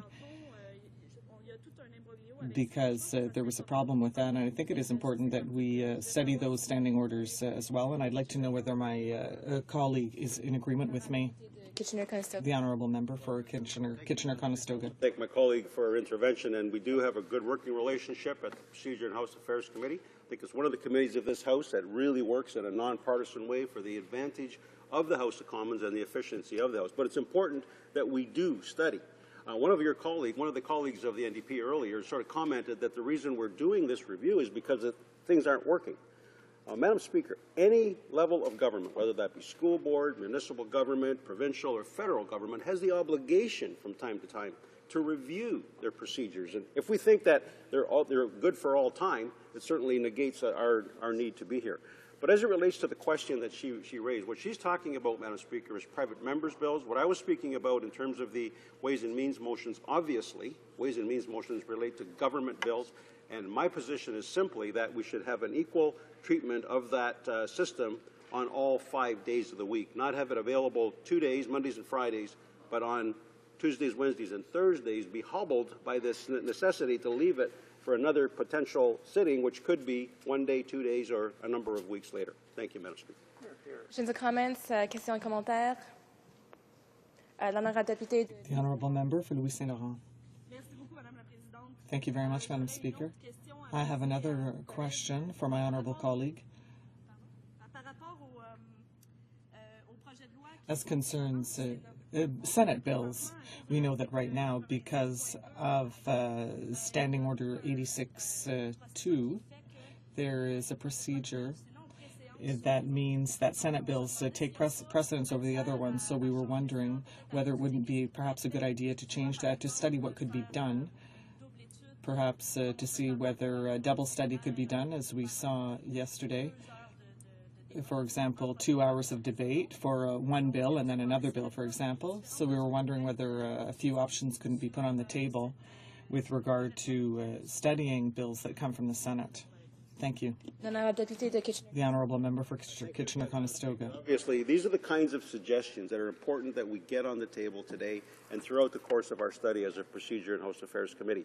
Obviously, all of us here know that as private members, we have the option to introduce one private member's bill per session.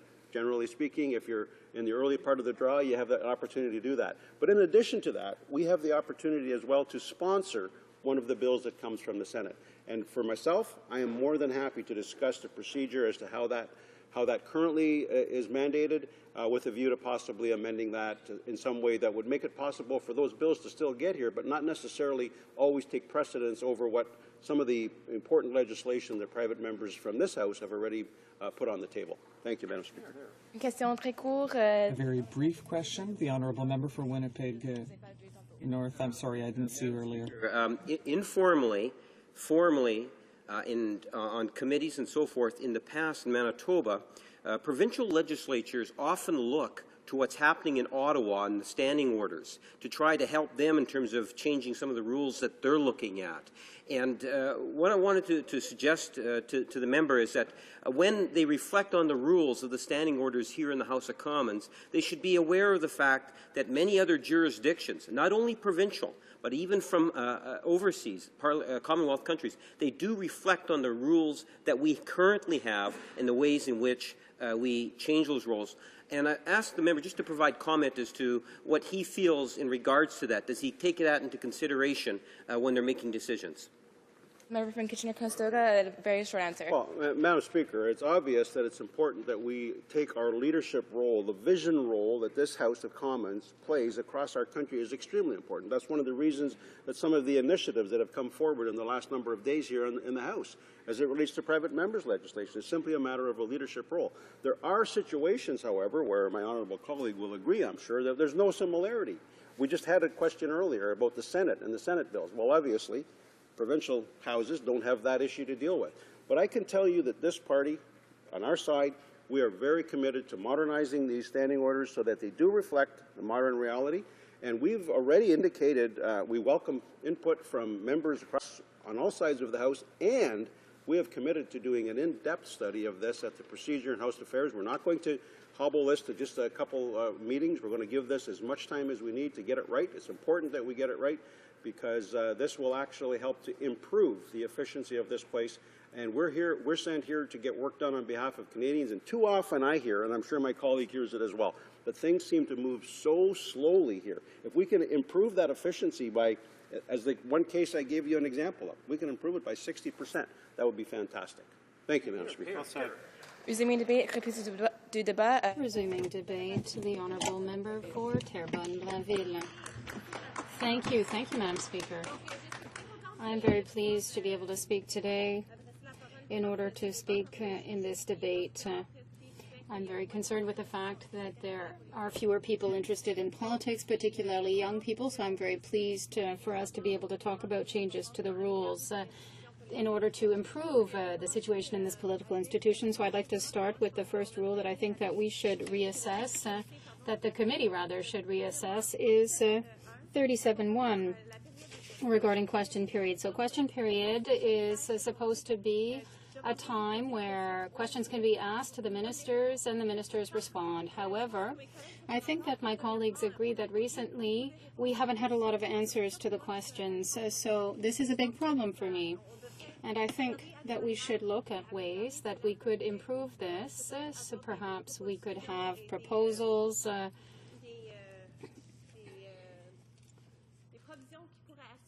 and ways to ensure that there are protocols in place so that the Speaker of the House will follow the protocol and make sure that our questions are answered, because it's really the way that we can hold the government to account. It's very important for members when they ask questions of the ministers to get the ministers to have to respond. I think perhaps we could also have a dedicated day to ask questions of the Prime Minister. The Prime Minister would then have to answer all questions that day, and we perhaps would like to look at that in greater depth. The next rule, or a standing order, that I would like to look at is Standing Order 45.3 regarding the bells, the ringing of the bells and the time that bells ring. We often extend the ringing of the bells from 15 to 30 minutes on Tuesday, Wednesday, and Thursday because we're in committee, and of course it takes us longer to get here, and this is already something that's been proposed, and the House has unanimously passed this every year, and I think that this should really be part of the standing orders itself and really become, I apologize, I would think that it should be part of the standing orders themselves. The next rule that we would like to review or ask the committee to review is 103.3a. And we believe that it would be beneficial to officialize the process in which the Standing Committee on House Procedure and House Affairs reports back with regard to the debates. It's important to have these debates, and we have them in each parliament, but it would be good for us to be able to have a system whereby the committee would have to assess the debates held in previous years in order for us not to lose what has been debated and what is being debated here today. And I think this would be extremely productive and beneficial for our democratic institution as well as for the committee itself. I would now like to talk about the next standing order and concerns 44.1 with regards to paired voting. We know that in that standing order we are entitled to pair up with another MP who will also be absent on the same day. However, we saw in the past the government will pair up with a bloc who might have voted the same way. And the rules stipulate that the individual with whom the MP pairs with will have to vote in the opposite manner than the other member of the other party. So it's important to review this to make sure that that is really what is actually happening, because in the past we have seen that this has not happened, and we want to make sure that there is vote neutrality that occurs. On that same subject, with regard to 44.1.2, we would also like the committee to look at the possibility of including the time of individual voting. So in the rules it says that members have to be paired up through the entire day. And we would like the committee to look at the possibility of allowing members to pair up, I apologize, I'm having trouble saying that word, pair up just for one single vote.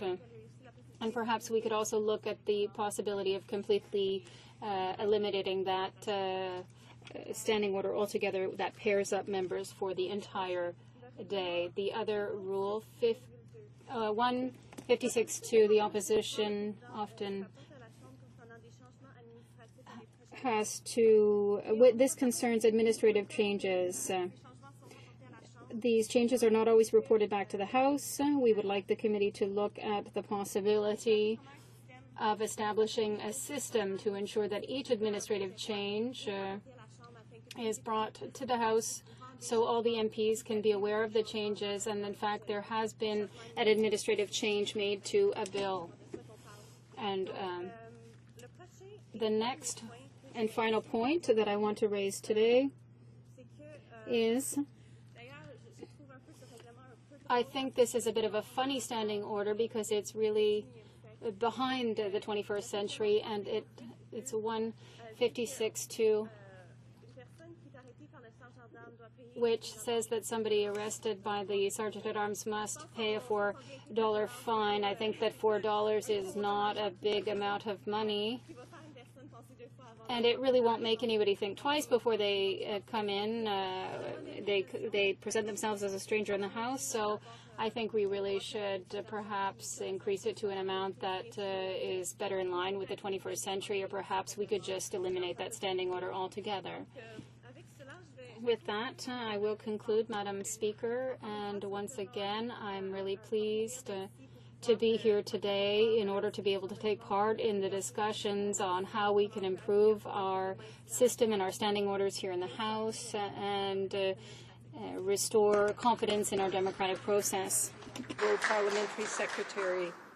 Thank you, Madam Speaker. I thank my honourable colleague for her intervention. I should start off by saying that we are in agreement with at least one of her suggestions. That's the final one on the archaic $4 fine for a stranger in the House that has to be removed.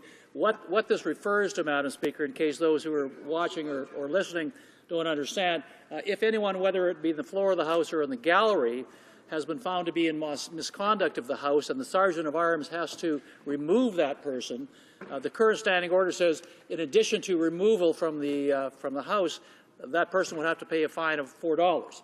I'm not sure exactly when that standing order was written, but it was clearly a number of years ago. We also identified that. We also believe that it should be increased. Whether the amount be $100 or more is up for discussion, but I certainly assure my honourable colleague that we have noted that standing order as well. I want to talk about the question period, 37.1. I will point out to my honourable colleague that my colleague on the government side from Wellington Halton Hills had a motion last year that was being discussed or examined by the Procedure and House Affairs Committee on changes or possible changes to question period. I think we'll get into that again, quite frankly, but one of the difficulties that I saw under first examination of that bill is a situation that my honourable colleague just referenced, and that was that ministers should always be present to answer questions posed of them. That's not always possible.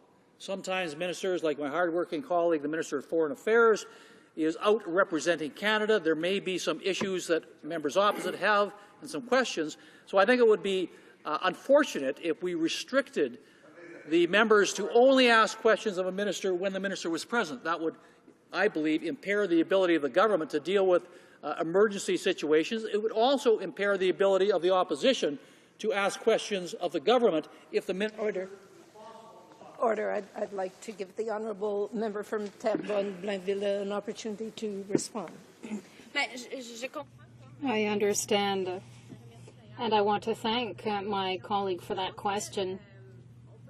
I think that we can really have a productive debate if we want to talk about how we can reform question period, and I'm pleased to know that the other side of the House, the government, and all my colleagues in the other parties are open to looking at how we can improve question period. Personally, I understand that the ministers are busy and they can't always respond to our questions. We too have commitments in our ridings. However, these are issues we can look at, and I hope the committee will do so. Comments, the honourable member for Louis Saint Laurent. Thank you, Madam Speaker. I would like to know, in connection to what we were just saying about question period, Standing Order 31, which is statements by members, which precedes question period. I think that we've all been able to see in the recent months and weeks that statements are becoming increasingly partisan. And I would like to know, if my colleague would agree, for the committee to also look at Standing Order 31 to see if there would not be a way to ensure that statements by members be less partisan, so that members can talk more about events in their ridings, events that are in the common interest of the House, and less personal attacks, as we have been able to see recently occur. The honourable member for Terrebonne-Blainville. I want to thank my colleague for that question, and yes, I fully agree with the fact that we should reassess the statements by members, because we have seen personal attacks occur recently on members, and it's not the reason or the purpose of the statements. We're here to talk about the hard work being done by our constituents in our ridings. I think this is an excellent suggestion. Questions and comments?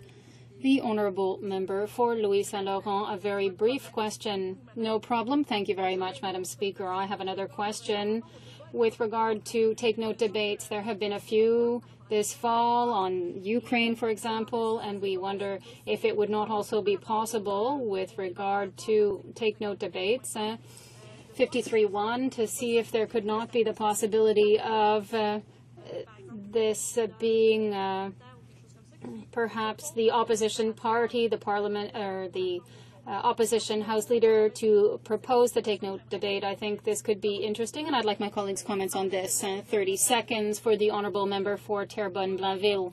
Well, I don't have a lot of time to respond, so I'd just like to say that I fully agree once again with the fact that this is an excellent suggestion, and we would be prepared to support that. Resuming debate, the honourable member for Elgin, Middlesex, London. Well, thank you, Madam Speaker. I'm pleased to rise today and talk about standing orders. As the chairman of the Standing Committee on Procedure and House Affairs, it's been said I'm a bit of a procedural wonk, but it's good to see there's some other of those in the room today. I've been very much looking forward to this conversation today, but I'm really looking forward to the work that will happen at Procedure and House Affairs with the result of today's debate. As you know, once we're done with today's debate, all parties will bring various proposals to the Committee on on Procedure and House Affairs, and that's a discussion and debate that although some may find it disinteresting, I will find it a lot of fun. Since I chair the committee, I can't really bring forward proposals while we're at the committee, So I'd like to throw a few ideas out here today while I get a chance. And Madam Speaker, I also want to say I'm trying out a new voice today, so I'll take a vote afterwards as to whether you like it or not. I'd like to throw out a few ideas that will go to the committee or give the committee some thought. One thing is looking at Standing Order 106.4, which basically requires the chair of a committee, upon receiving a signed request from 4 members, to convene a meeting within 5 days, provided that 48 hours notice is given. Now, we don't have any problem with a group of committee members, regardless of party affiliation, being able to get together, 4 signatures, and call a meeting. What I'm concerned about, though, is the strict 5-day requirement. Keep in mind that there are no provision for extending this guideline because of weekends or holidays. This is a potential creating a very awkward situation around Christmas and Easter and other holidays. For example, let's say a request was received on the Wednesday before Good Friday. According to the standing orders as currently written, the committee would be forced to move over Easter weekend or to meet over Easter weekend or at least on the Easter Monday. The same type of problem would occur if the request was received around December 22nd, and the committee may be forced to meet on Christmas or Boxing Day. So I think we should consider a relatively simple change to the standing order that would uphold the spirit of Standing Order 106.4, but make it a little more practical. If we simply made the 5 business days or 5 days excluding weekends or holidays, that would give the chair the flexibility to call a meeting on a day that's convenient for members, as many have to fly in from across our great country. But it would prevent committee meetings from disrupting our time with our families. Speaking of committees, another item I believe we should look at is the right of a minority on committee to present a dissenting report. And one of my colleagues had a bit of a comment on this earlier today. Under the current standing orders, if the opposition or a minority on the committee wants to table a dissenting report to a committee report, they must first get the committee's permission. I think that that's something that the Committee on Procedure should look at. Should a party that disagrees with the committee report be automatically allowed to give a dissenting report? Is that something worth considering? Because as you know, Mr. Speaker, back when we were in a minority government, the opposition majority on committees used their powers on multiple occasions to block government members from presenting dissenting reports. We may want to look at preventing such occurrences from happening in the future to anyone. But, Madam Speaker, I also want to discuss one other topic that we find in the standing orders, and that's on private bills. Before I did my research to speaking today, my knowledge of private bills was quite limited. I learned that there's a whole chapter in the standing orders devoted to the subject.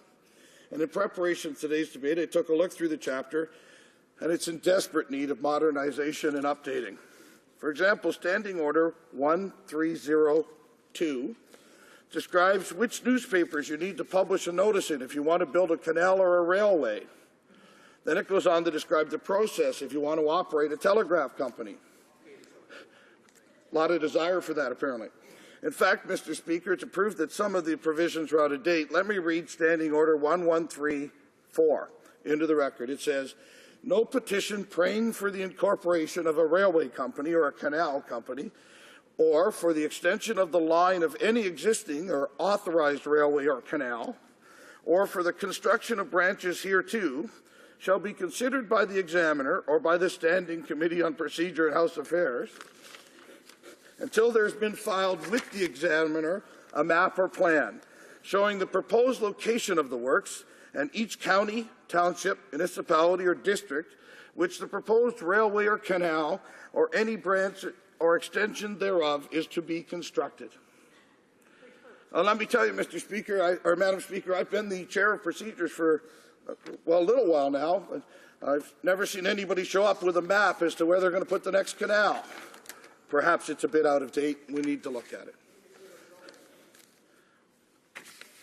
Yeah, well, telegraph company.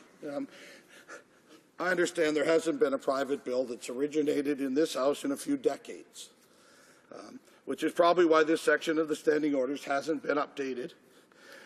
We've heard some other needs to update today, whether it's the fine for a stranger in the House or whatever else it might be. But there's some need to take a look at some of the modernization just for that case.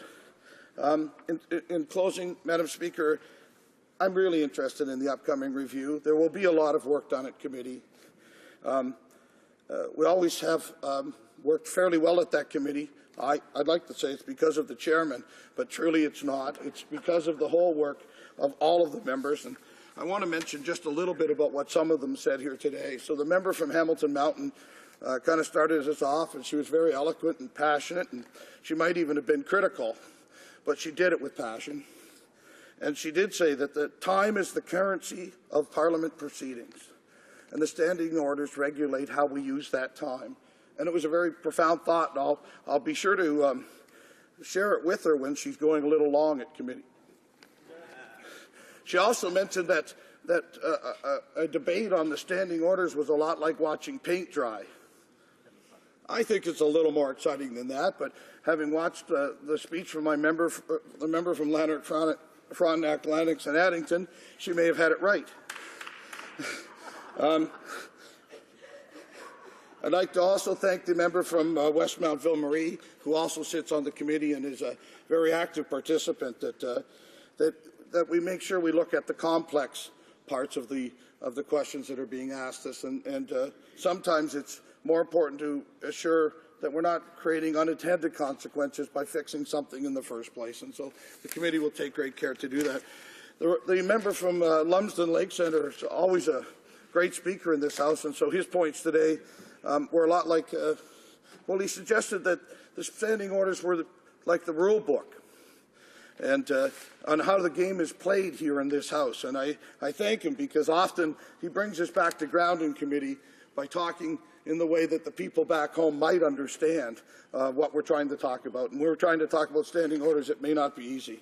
The member from Kitchener-Conestoga was also very eloquent in his speeches today, and as he is also at the committee. I'd like to also thank some of the other members on the committee, the member from Louis St. Laurent, who's been up and talking today too, and we're really happy with the contributions from there.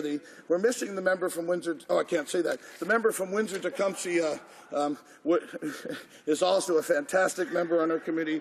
The member from Gaspé, Ile de la Madeleine, has also been a great addition to how we can work together on a committee. The Procedure and House Affairs Committee, as was mentioned earlier, Madam Speaker, works a little different. We have fun, we work hard, we get the job done. I'm looking forward to the next number of meetings on the standing orders and to make this place run just a little bit better. Madam Speaker, thank you very much. Questions and comments? The Honourable Member for Louis St. Laurent. Thank you very much, Madam Speaker, and I want to thank my honourable colleague, who is also the chair of the committee that I'm very lucky to be able to sit on, and that's the Standing Committee on Procedure and House Affairs. I want to thank him for his speech, and I want to ask him a question with regard to 81.1, which allows the opposition parties to be able to send to Committee of the Whole the study of the main estimates. With regard to that standing order, could this not be a possibility? That is, to change the order of the questions at that opportunity. Why not be able to change things? This is something we would like to look at, and I wondered if he could give us some comments on this. Thank you. For Elgin, Middlesex, London. Well, thank you very much, and I do have my Bible with me. First of all, I was hunting through here for the standing order that allowed members to ask the chair of committees questions during question time today, and I couldn't find it. So it's something else we'll have to look for, but I thank the members who did that today. To answer a question, when I finished my speech here in the House today, that was the last time I'll give my opinion on any of the things that will come forward at this committee. From now on, I'll be your chair, and I'll make sure you do the work. Questions and comments? The Honourable Member for Winnipeg North. Thank you. Madam Speaker, the member is the chair of what I classify as an exciting committee that I would love to be a part of, but there are some limitations in terms of the number of members that we can have on it. He brings up 2 points in his remarks. One, the minority reports. I think this is something that there is great value to it. I know on the committee that I do sit on, Citizenship and Immigration, we will be providing a minority report or an appendix, and we had to go through an approval on the committee. It would be nice to see something of that nature formalized in the standing rules. But he meant reference also to 106.4, which requires, in order to have a committee called, you have to have a minimum of 4 members. In essence, what that rule is saying is that you either have to be from the official opposition or from the government. And was wondering if he would see the merit in terms of having, in order for a committee to be called, you'd have to have a consensus between 2 political parties or 2 political entities, as opposed to limiting it just to strictly a number of members. The Honourable Member for Elgin, Middlesex London. Well, thank you, Madam Speaker, and I thank the member. And he has been a guest at our committee in the last couple of weeks, and I think he's starting to see how it works. The standing order that he mentions about being able to call committees back, of course, mine was about when it could happen. But if I could just suggest that all committees work collegially like we do, you'd always have a friend from another party that you could get together and be able to call that meeting. Questions and comments? Questions et commentaires? Oh, the Honourable Member for Charlottetown, a brief question. Thank you, Madam Speaker. Just listening to the Honourable Member speak about his committee, I think I'm going to put in for a trade. My question relates to a comment that was made earlier in debate. I raised concerns over in-camera committee hearings, and the response that I got was, committees are the masters of their own procedure. Now, there were some very constructive suggestions put forward by the member from Westmount Ville-Marie. My question to the honourable member is whether there will be a discussion on the merits of these in-camera procedures, or will these simply be brushed off with committees are masters of their own procedure? Member for Elgin, Middlesex London. Well, I thank the member for his question, and the member from Westmount Ville-Marie is a member of the Standing Committee on Procedure and House Affairs and has already brought this forward. I think everything we discussed there has a serious nature to it and will happen. The real question is, there's a mixture of both to that question. Committees are masters of their own destinies and can, through democratic means, do what committees need to do to get their job done. But the day is the day to look at standing orders. That's one. It's coming forward, and we'll certainly discuss it. Reprise du debate. The honourable member for Louis Saint Laurent. I need to inform her right away that I will have to interrupt her. Thank you, Madam Speaker. I will certainly obey when you do interrupt me.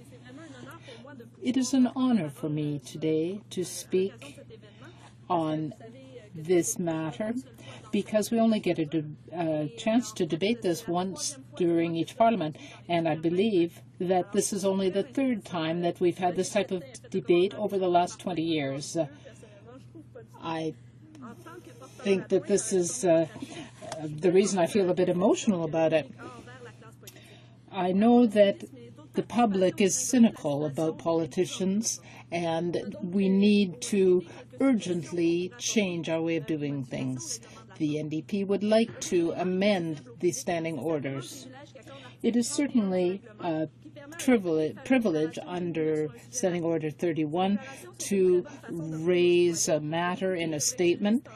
The members should use the time in that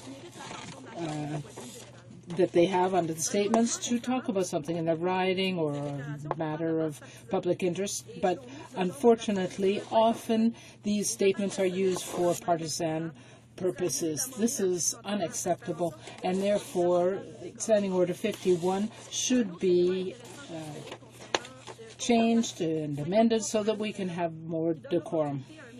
There is also the standing order that allows a minister to call for a take-note debate. This can be very useful because all parties can contribute to a debate on a subject of interest. I felt that it might be good if the opposition also could propose take-note debates. All of the opposition parties could have that opportunity. Another option might be to have a set number of take-note debates, which would be divided up proportionally among the parties, depending on the number of seats they have. There is also Standing Order 86-2, which is another example of a standing order that could be clarified or perhaps codified, depending on how the committee work goes. The Senate side can introduce legislation, just like members here can, but those bills take priority over those that come from the House, and they therefore have other members' work here set aside. I think that we should not give unelected parliamentarians priority. Another solution might be to put Senate bills on a separate list and have a special time for them each week. Another way might be to have the Senate bills come at the end and then just have a special night for them. That way they could be looked at in depth. Something else that should be considered is Standing Order 94, 1A and 2A. They do not provide enough time for the first member to really introduce a private member's bill. So then it might be impossible to do a good job. On October 19th, the member for Surrey South White Rock Cloverdale had his bill withdrawn, Bill C-317, because it required a Ways and Means motion. The Speaker pointed out that the current standing orders did not allow for his process to go forward. Thank you very much, Madam Speaker. It being now 1:30 p.m., it is my duty to tell the House that this debate is expired. 16th, 2012, the motion is deemed adopted. La Chambre abordera. The House will now move to private members' business under today's order paper. Private members' business. Second reading resumed on Bill C-315, an act to amend the Canada Labour Code, French language. Resuming debate, the Honourable Member for Montcalm. Thank you, Madam Speaker. Today, we are debating Bill C-315, an act to amend the Canada Labour Code, which was introduced by my colleague, the member for Trois-Rivières. The bill harmonizes the language requirements that apply to undertakings under federal jurisdiction operating in Quebec so that they are in line with those that are already in effect in Quebec. These undertakings include banks, port services, communications, and so on. Francophone workers should be able to have the same language rights as those guaranteed under the Charter of the French language. This is a bill that I support and is a win-win bill. It will enable all workers to have the same language rights. All workers in Quebec should be able to take advantage of the legitimate right to work in their language. The bill will ensure that federal undertakings in Quebec meet certain requirements. For example, they will have to use French in their written communications with the government of Quebec and with corporations in Quebec. They will give employees the right to work in French. They will prepare communications to employees in French. They will prepare in French job offers and will publish them in French as well as in another language. They will prepare collective agreements and their schedules in French, and any adjudication awards following up on a grievance or a collective bargaining dispute, will be produced in French as well as any revisions and so on. These are very reasonable provisions. They will help Quebec workers have a better work atmosphere and will help translators as well. It is important to note that this bill does not exclude any other language. Using another language will not give it precedence over French is all. This bill will make it impossible for an employer to dismiss, lay off, or demote an employee because the employee takes advantage of these provisions. I will give you an example. If a Francophone woman works in English, is Francophone and speaks a little English, her boss may be more at ease in English. So which language takes precedence? You might think it is English. With this bill, the woman would be able to receive her communications in French, and it does not mean that the manager will have to speak English.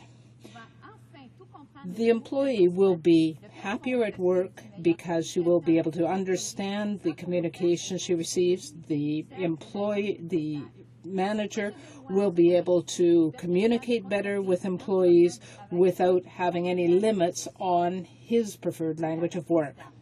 So this helps everyone.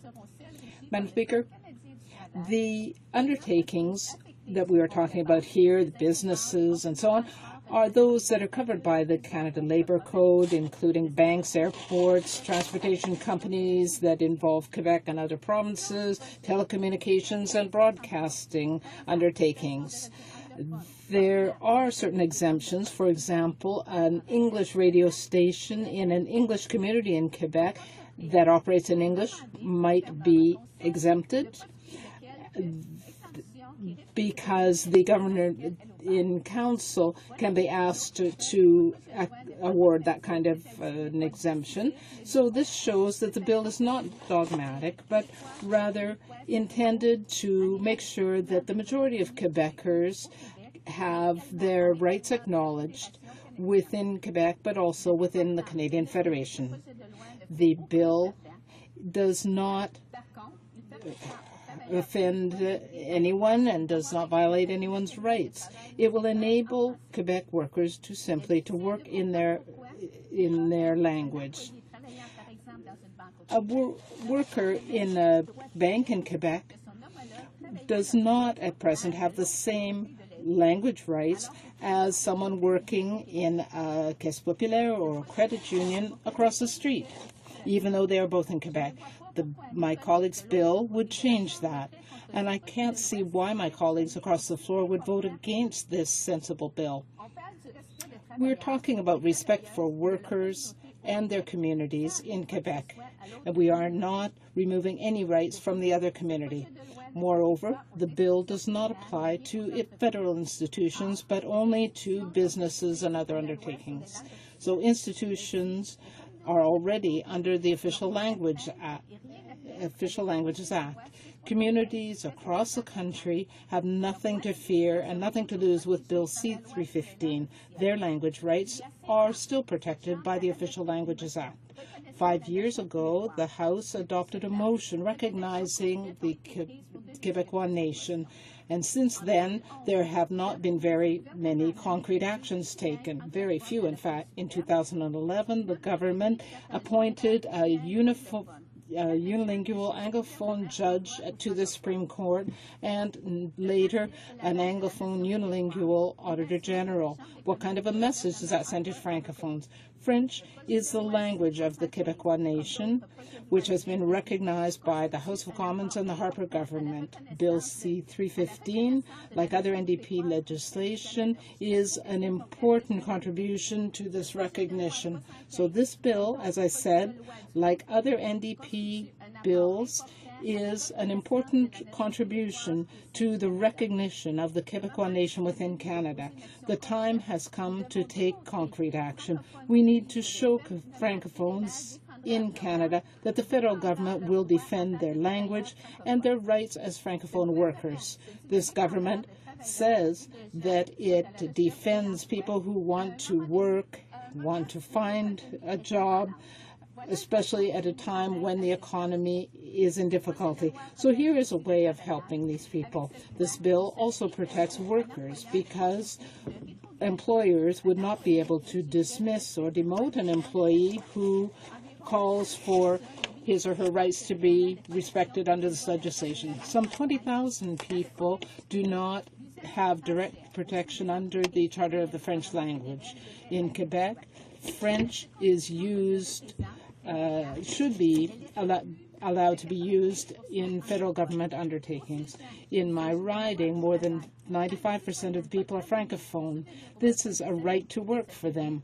If someone has to work to provide for his or her family, then there should be a right to work in the language of one's choice. This is the reality that comes with recognizing the Quebecois nation, and these are language rights that have not been recognized for too long. For my constituents, the French language is part of our unique Quebec culture, and they need to be protected. These people want to work in French. I would strongly encourage all members of the House to vote in favor of this bill to show the importance of the French language. This bill is a wonderful opportunity to show Quebec workers, francophones, that we are concerned about their work atmosphere and their right to work in French. I congratulate my colleague, the member for Trois-Rivières, for having introduced this bill. By supporting it, we are protecting a language that is recognized as an official language. The federal government can show that it is prepared to act. Therefore, let us support this legislation. Thank you. Resuming debate, the honourable member for Brome-Missisquoi. Madam Speaker, I'm very pleased to participate in the bill on C-315, which seeks to amend the Canada Labour Code in order to end a linguistic inconsistency in Quebec.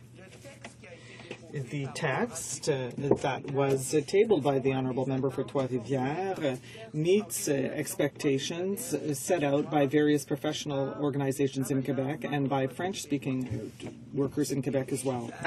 Harmoniser les exigences linguistiques applicables aux entreprises. It seeks to harmonize the language requirements applicable to federal, or rather to undertakings in Quebec under federal jurisdiction with those in force in the same province. Madam Speaker, I unconditionally support this bill, and I will give you the reasons why this bill should be adopted by this House. This bill will eliminate a situation that has been observed in federal works, businesses, and undertakings in Quebec, where French-speaking workers have language difficulties in their workplace. Some 200,000 people are not covered by provincial language requirements, that is, under the Charter of the French language. This means that they cannot use their mother tongue at work, or they may use it only occasionally. Du patronat du Québec a pour sa... The Conseil du Patronat du Québec set out the problem of non-use of French by employees and its impact on the work environment. Fully aware of this problem, this organization will be holding a campaign this year to urge these businesses and undertakings to use French more often in their professional activities in Quebec. Madam Speaker, it is essential to allow a majority in a province to be able to express itself in its mother tongue. In Quebec, it is French that predominates, and Quebec workers in businesses under federal jurisdiction have the right to express themselves in their mother tongue. Thanks to this bill, this right is strengthened. The language rights in other provinces have already been codified, and I think it is important that Quebec should be able to take advantage of this harmonization with provincial provisions. I would add, Madam Speaker, that this House adopted a motion on November 27, 2006, saying that this House recognize that the Québécois form a nation within a united Canada. Thus, by allowing workers in federal businesses, works and undertakings to express themselves in French in their work environment in Quebec, this means that Quebec is better integrated into Quebec and clearly illustrates the principle of asymmetrical federalism that is so important to the official opposition. Please allow me to repeat what my colleague said concerning the Bill C-315 when it was first debated, and it clearly translates the spirit of this text. This bill is not dogmatic, but designed so that a majority of Quebecers identify with it and feel that they are recognized in their home province of Quebec, but also within the Canadian Federation. It has been said that this bill is contradictory, but that is not true. It is very pragmatic, Madam Speaker, because it enhances the language rights of French-speaking workers who represent a linguistic majority in Quebec, while preserving the language rights of the minorities in this province under Section 8.2 of the text. An exemption from Article 8. Section 8.1 is provided for to reflect the socioeconomic reality of these undertakings under federal jurisdiction. Therefore, everyone wins under this bill because this takes away nothing from the English minority in Quebec. Now, this allows a language other than French to be used in the workplace, provided that French takes precedence. In closing, Madam Speaker, I would like to quote what the Minister of Labour said during the question period yesterday, February 16, 2012. She said, "French is an integral part of our history, our identity, and our daily lives, and it is one of the founding languages of Canada. Our government is committed to promoting and protecting the French language in Canada." The solution to achieving this, Madam Speaker, is to have the government support this bill and vote in favor of it. Thank you, Madam Speaker. Reprise du débat. L'honorable Resuming debate. The honourable member for Hochelaga. Madam Speaker, thank you very much. I rise today to support Bill C-315, tabled by my NDP colleague from Trois-Rivières. This bill seeks to amend the Canada Labour Act concerning French as a language in the workplace in Quebec in businesses, works, and undertakings under federal jurisdiction. I repeat, French is a language of work in Quebec in businesses, works, and undertakings under federal jurisdiction. Why is it so important for me to speak on this today? For over 15 years, I helped negotiate collective agreements to improve the lot of people around me. And I saw that there is a glaring omission in the Canada Labour Code that affects thousands of workers. Although the majority of Quebecers speak French, many French-speaking workers do not have the same language rights in their workplace as their neighbours do. This is unbelievable in 2012, but nonetheless true. Here's a concrete example. The airports of Montreal. This is an interprovincial transportation company, interprovincial and international, and thus subject to the Canada Labour Code. Around 2004, they undertook construction work, and they had to hire security officers to do surveillance. But to obtain the position, the Francophone workers had to fill out documents that were solely in English. There was no French version that was available. Another prerequisite was that the officers had to know how to speak English. And yet, on the work site, the language of work was French. Everything was done in French. At the same time, around 2004, in the city of Montreal, there were garages being built for municipal vehicles in Hochelaga. The City of Montreal is not subject to the Canada Labour Code, of course. So no Francophone worker had to fill out any documents in English, and neither did they have to know English on the work site because everything took place in French there as well. Luckily for the security officers of the airports of Montreal, the employees stood up for themselves and challenged these futile practices. But they had to defend their rights themselves because the Canada Labour Code does not offer this type of protection. Now, why did these two groups of employees working in the same city at the same time in similar situations, why did they not have the same rights? Because labor relations of the workers of Aéroport de Montréal under federal jurisdiction are governed by the Canada Labour Code, and the Charter for the French language and the ensuing language rights do not apply.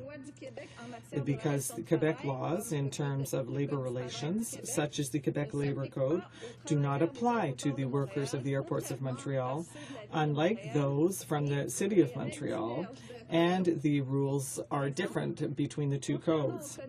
For example, contrary to the Quebec Labour Code, the Canada Labour Code has no anti-scab measure. This is a grave injustice that might be corrected as swiftly as possible. But let's come back to the clauses concerning language in the workplace. And there's another example, a situation that many workers have likely experienced. A certain lady, let's say her name is Ms. Pelletier, works in a charter bank in eastern Montreal. Her cousin, let's say Madame Aubé, works at the credit union, the Caisse, one block further away. The two cousins have the same training, occupy a similar position, both work in completely francophone workplaces, but Ms. Aubé continues to be promoted in her work, whereas Ms. Pelletier cannot apply for executive positions because she does not speak English. And yet, English is never used in her workplace.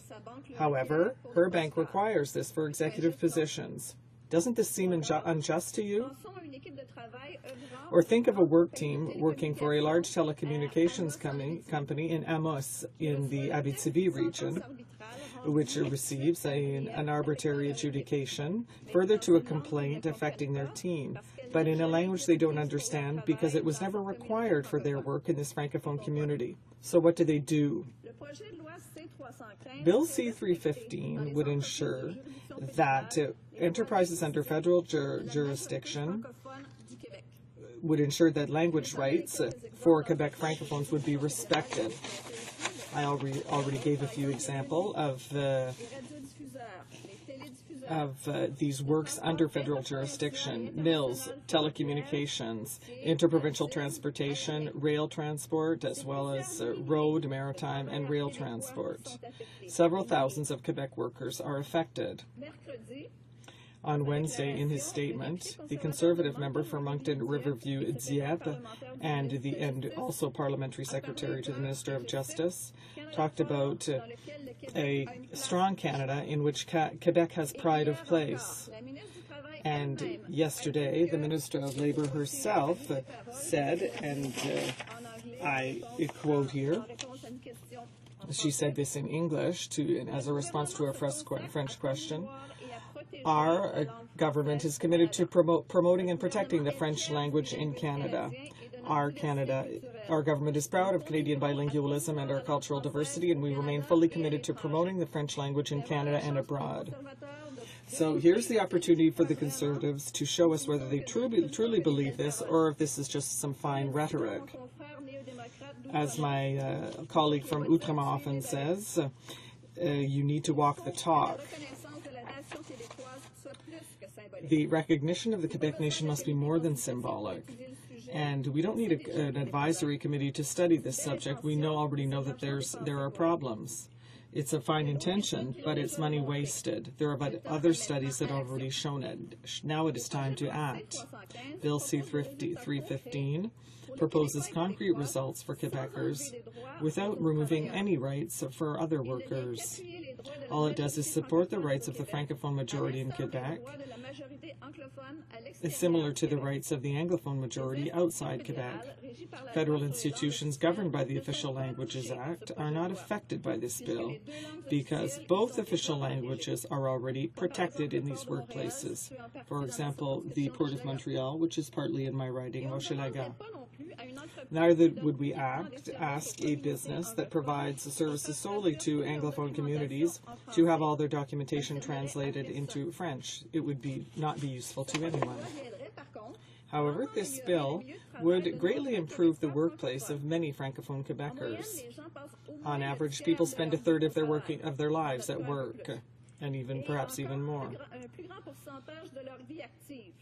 So when we are not happy in our workplace, the day goes by very slowly. And obviously, this influences our lives outside of work. Having good working conditions is important for mental and physical health and for the quality of the work done. Even the Conseil du Patronat du Québec, the Quebec Employers Council, is trying to make the provincial businesses understand that it is their advantage to promote the use of French in the workplace. Bill C-315 is thus very important on many levels. It provides a concrete and realistic solution to an increasingly obvious problem. It gives rights to thousands of workers without stripping away any others. It creates more healthy workplaces and more productive workplaces. It helps protect and promote the French language. It reaffirms the place of the Quebec nation in a fair and united Canada. I thus commend my colleague from Trois-Rivières for having taken up the torch to rectify this major gap in the Canada Labour Code by proposing a fair and concrete solution. I urge all members from all parties and all provinces to show their solidarity with Francophones in Quebec by supporting this bill. Thank you, Madam Speaker. Resuming debate. The Honourable Member for Gaspésie, Île-de-la-Madeleine. Thank you very much, Madam Speaker. I rise today in this House to support my colleague from Trois-Rivières, as my previous colleague did, and Bill C-315 that he presented in the House. It is a bill that deserves our attention, it deserves our support, and it is, I would say, a blip in Canadian history. The fact that in Canada we created a constitution that shares jurisdiction among the provinces and the federal government. And in our Constitution of 1867, we distributed a number of jurisdictions to the provinces, and in that Constitution it was very clear that the right to work would be under provincial jurisdiction. However, there are industries under the federal government that are managed at the federal level, and we must go forward with frameworks in this area. And we're talking about areas, perhaps, that were overlooked by our honourable colleagues back in 1867. It is clear, for instance, that Internet did not exist at that time, and that is why telecommunications today are under federal jurisdiction, because the Constitution says that anything that is not listed is under federal jurisdiction. So obviously telephone and internet did not exist at the time. So for that reason, today we have workers who work for Rogers in Quebec, for example, do not have the same rights as those who work for smaller businesses that are managed under provincial jurisdiction in Quebec, and that is a disparity that must be addressed. And with Bill C-315, we can correct this error that is a very long-standing one. It is even surprising that we have not addressed these problems before today. today, and I think my colleague from Hochelaga-Maisonneuve said it. She said it is a gap, it's a flaw. Workers in Quebec are not on an equal footing with others, and that is completely unacceptable. We cannot allow people who work in Quebec, for example, at a Caisse Populaire, a credit union, to not have the same rights as someone who would work for a national bank. Now, even the newspaper Le Droit pointed out that English is very present in the national bank, and that is from an article dating from November 23, 2011. And I think that not even a great deal of Quebecers are not aware of this problem. For example, they go and see the tellers at the Banque Nationale, the National Bank, to realize that these tellers don't have the same rights that they have when they work under provincial jurisdiction. So that is something that must be rectified, and I think that thanks to Bill C-315 that we are debating today, we are seizing upon a valuable opportunity to go forward with these very important changes that should have been made a very long time ago. The right to work in Canada, labor rights, are not just legislation that we table in the House. They compose the daily lives of people today. People have to feel comfortable in their workplace. I'm going to repeat what my colleague from Hochelaga-Maisonneuve brought up. The right to work in Canada, labor rights in Canada are not the same as they are in Quebec. Those who are governed by labor laws in Quebec have a number of advantages over those who are governed by the Canada Labour Code and who work in Quebec. For example,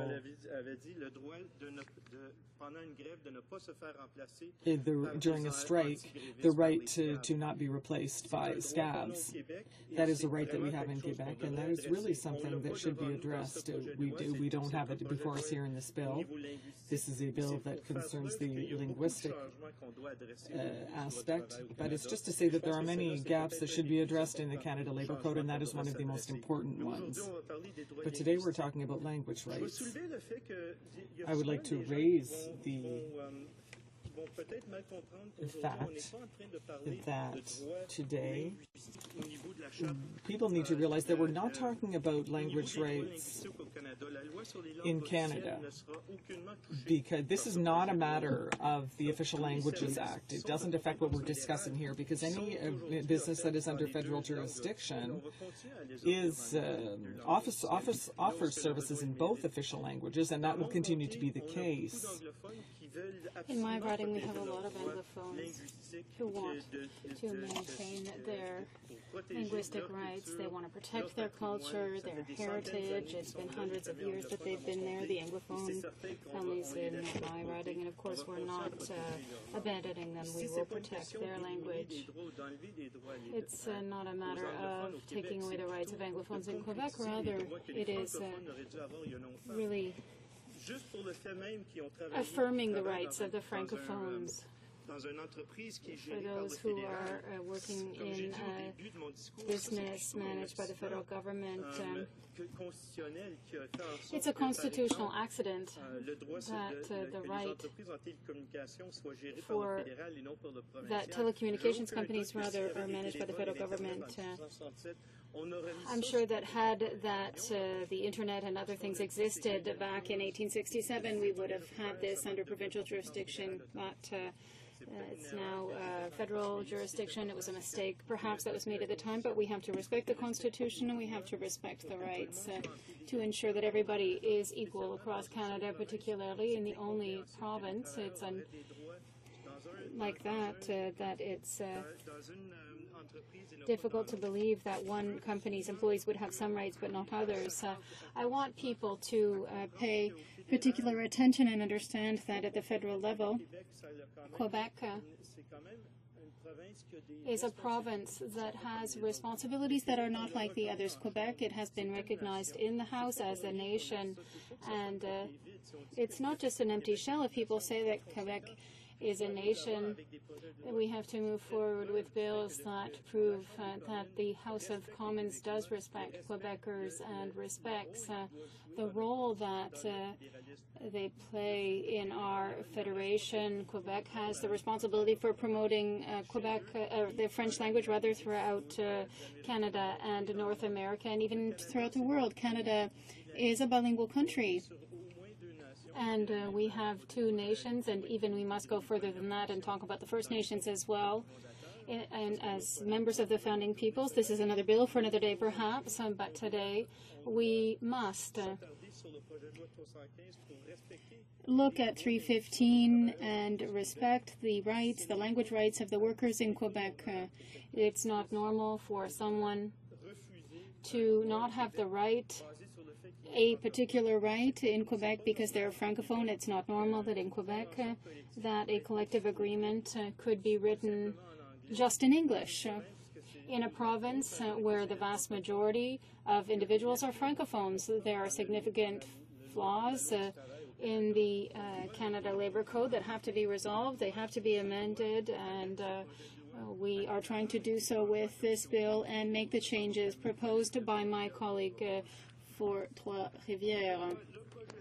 The bill, today's bill, is really something that is good for business. It will help businesses work more effectively. It's not just a matter of language or human rights. It just makes good sense that in Canada, if you want to do business with workers, then obviously we have to ensure that they have labor conditions that respect their living conditions, that facilitate their integration into the company. It's a matter of respect for the individual. People often see themselves reflected back in their place of work, and they want to go to work, and they want to know that their boss respects them. And we have seen this on several occasions. That is the depression and even the suicide rate is increased when people are unemployed. We want to create employment situations that respect individuals to ensure that they can flourish, so that we can have a united Canada and a Canada that respects all the linguistic rights of all Canadians. Thank you, Madam Speaker. Resuming debate, the Honourable Member for Terrebonne-Plainville. Thank you, Madam Speaker. It's really an honor for me to be able to rise in this House to support this wonderful bill, and I would like to congratulate my colleague from Trois-Rivières for having introduced this bill in this House, because I think it's really an essential bill. And as my colleagues who spoke before me, we really say this really corrects a shortcoming.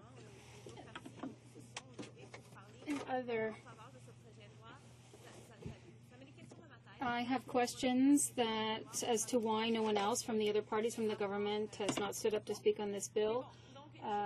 I would like to continue as to why this bill.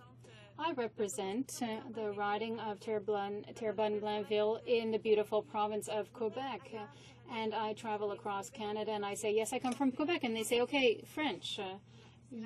French is the language that you think of when you think of the province of Quebec. However, people would be surprised, and I think that even individuals who don't necessarily live in Quebec but who live elsewhere in Canada would be surprised to learn that there are workplaces where the language of work is English. Why? Because there are these gaps in our legislation, and I think that is what this bill is trying to address. So this bill, if I can give a summary, will harmonize the requirements, the linguistic requirements of the province of Quebec with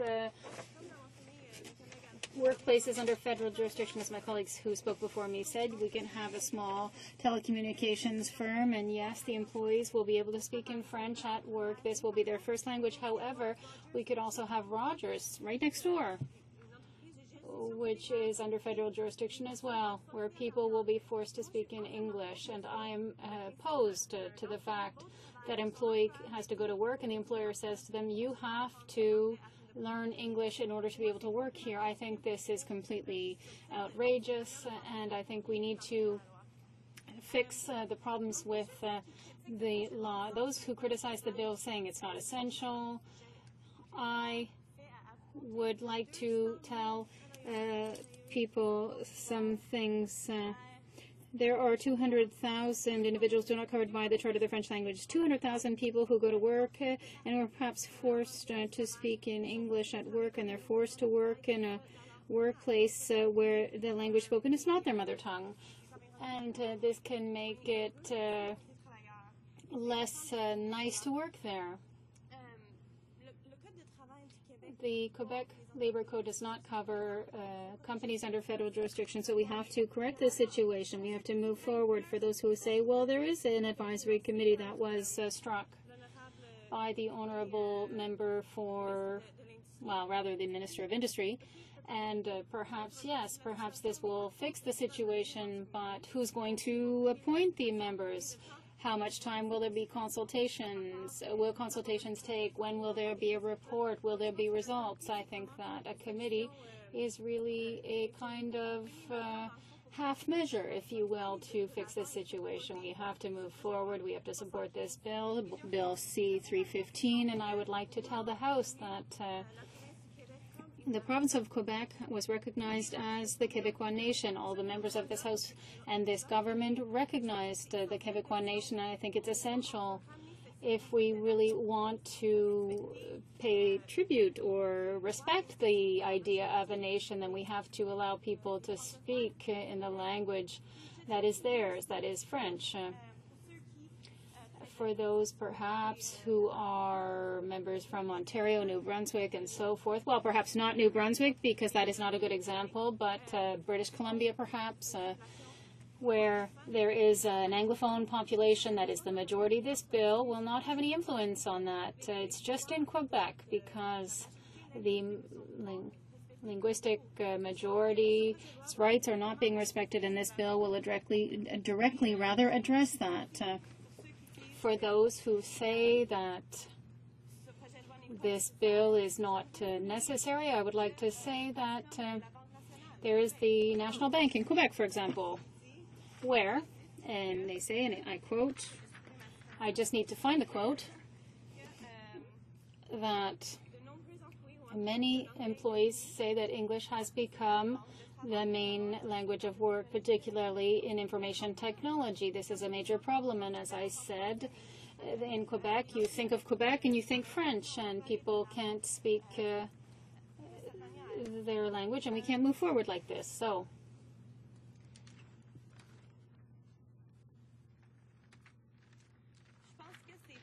I think that's all I have to say on this bill, but I would like to once again congratulate my colleague for having introduced this wonderful bill, and I would encourage all members of this House to help our MPs and help the workers in Quebec who are facing this situation where they're forced to learn a language other than their mother tongue in order to go to work and keep their jobs. And I think we need to do everything we can in order to stand up together and in favor of French, and that is my language. Thank you.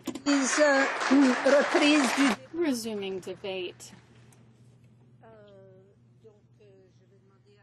I would then ask the honourable member for Trois-Rivières, since there are no other speakers on this bill, to rise and speak about the bill, as is his right of reply.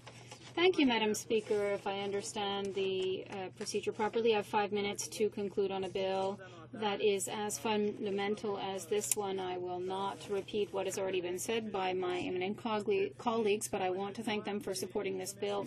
And I also want to thank all the parliamentarians who spoke in the first hour. And there were exchanges on C-315.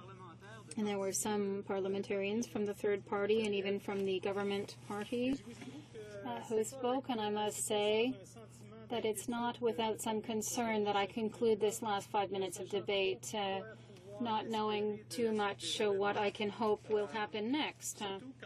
particularly after having heard the government benches say or announce or put forward the implementation of a committee that will study the problem, and not even the problem, but study the issue to see if there is a problem with the issue of French in Quebec companies under federal jurisdiction. And here I think that if we haven't yet seen that there is indeed a problem, there is a problem.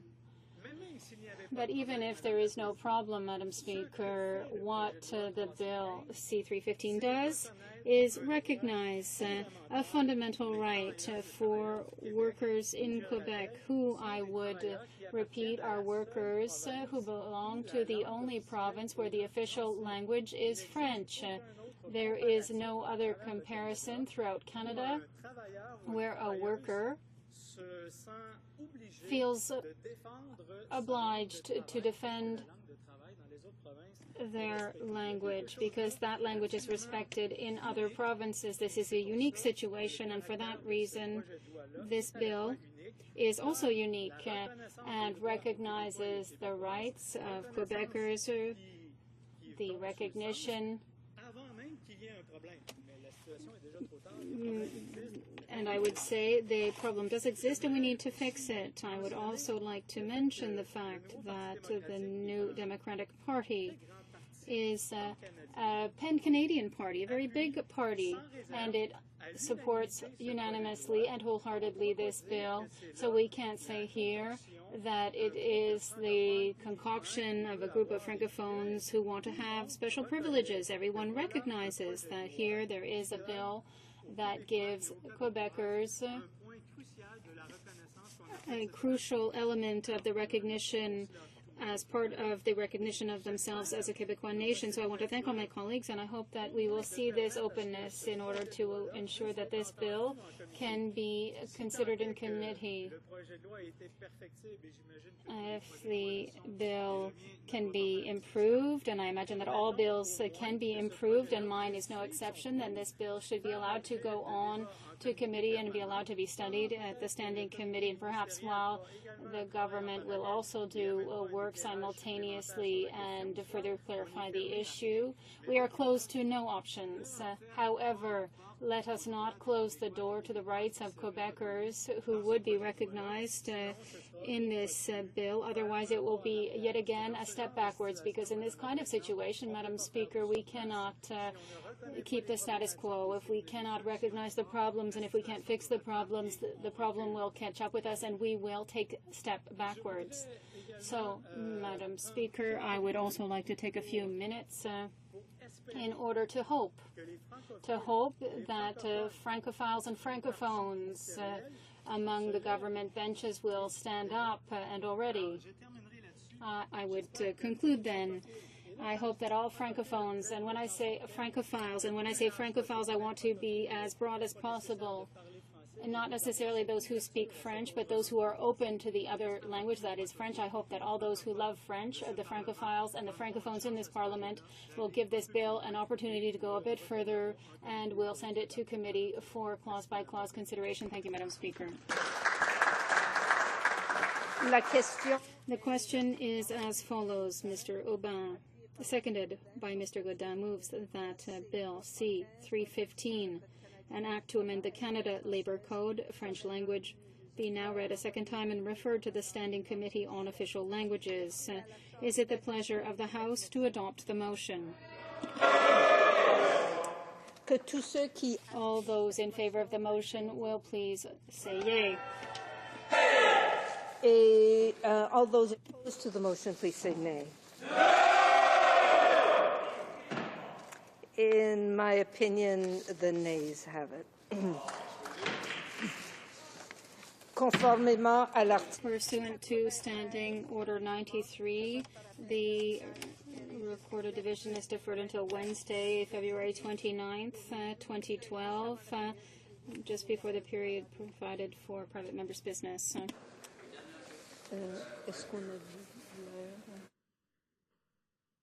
It being 2:15 p.m., the House will now adjourn until Monday, February 27th, 2012 at 11 a.m. pursuant to Standing Order 28.2 and 24.1